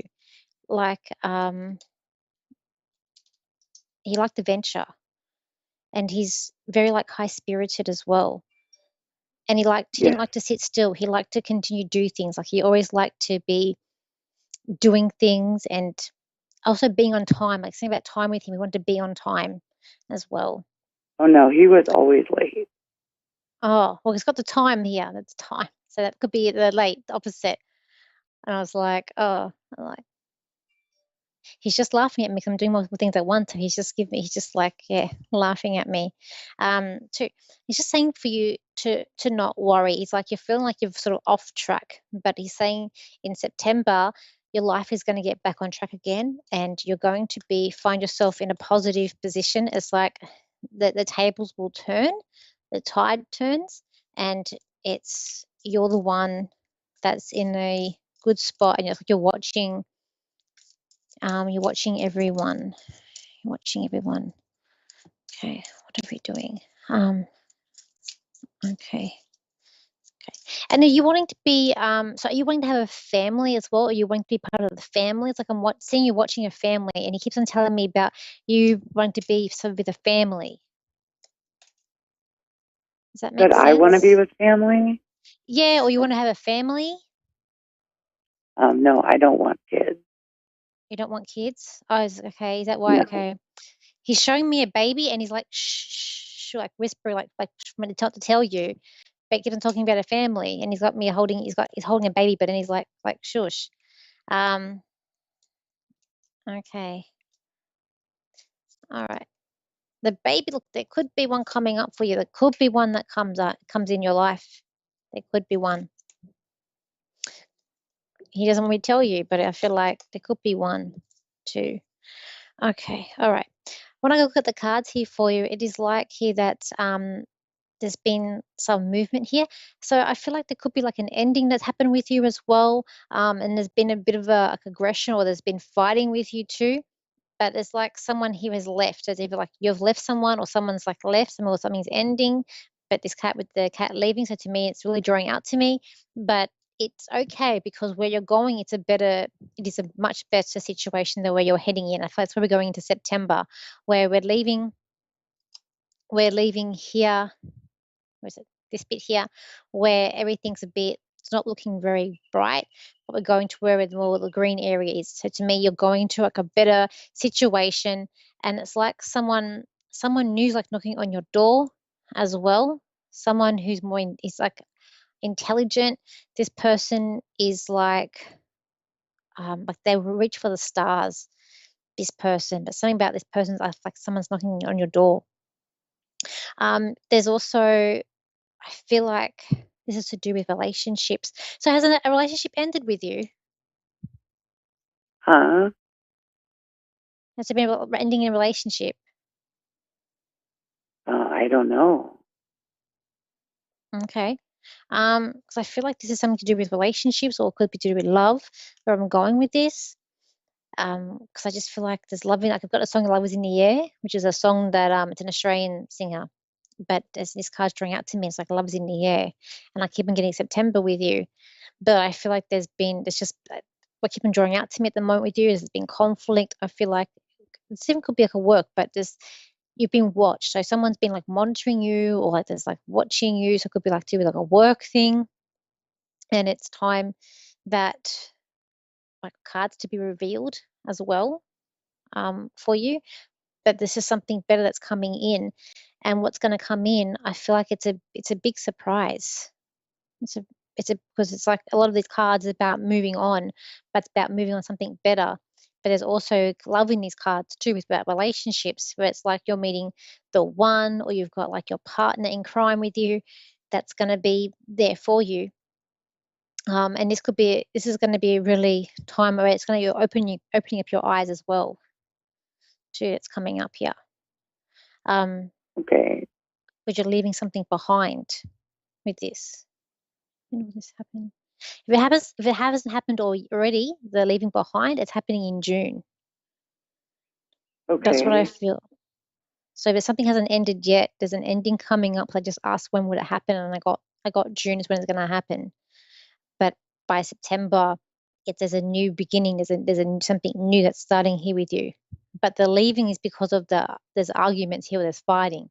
There's something here that's not right, because the balance is not moving in the right way. And it's like, yeah, you're going, but there's a lot of positives here for you that I feel by the end of the year that's coming in, like you're not, by that time, you're not worrying about stuff that's going on around the June because you've moved on and you're a lot happier too as well. Okay. That makes sense. Yeah. Do you have any questions? No, I don't. Okay. Okay, I'll leave it there for you, and I hope that I hope I've helped you today. Thank you so much. That's okay. So this week ahead, it is going to be a big week that we've got coming up, and a lot of things we're going to see. I feel like around the news and like media, they've got a lot of things with the planets that's happening, and it's a good time. Any plans, anything you want to start new, try and start it now before the Mercury retrograde, because when Mercury goes retrograde, things don't go according to plan, and it goes haywire. So just it is a good time to start something new. So if you would like to contact me for a reading, you can. My website is Lady D Psychic Parties. So my Facebook page, my Instagram is Lady D Psychic with TikTok, and my YouTube channel, which is Lady D. If you can't find that, look up Danielle Psychic. So I put all my predictions for the world. I do weekly videos about the planets that's going on, and I do sort of weekly readings on there too. So thank you for being here today, and I'll see you again. And we'll see you again, same time, same place next week. So bye for now.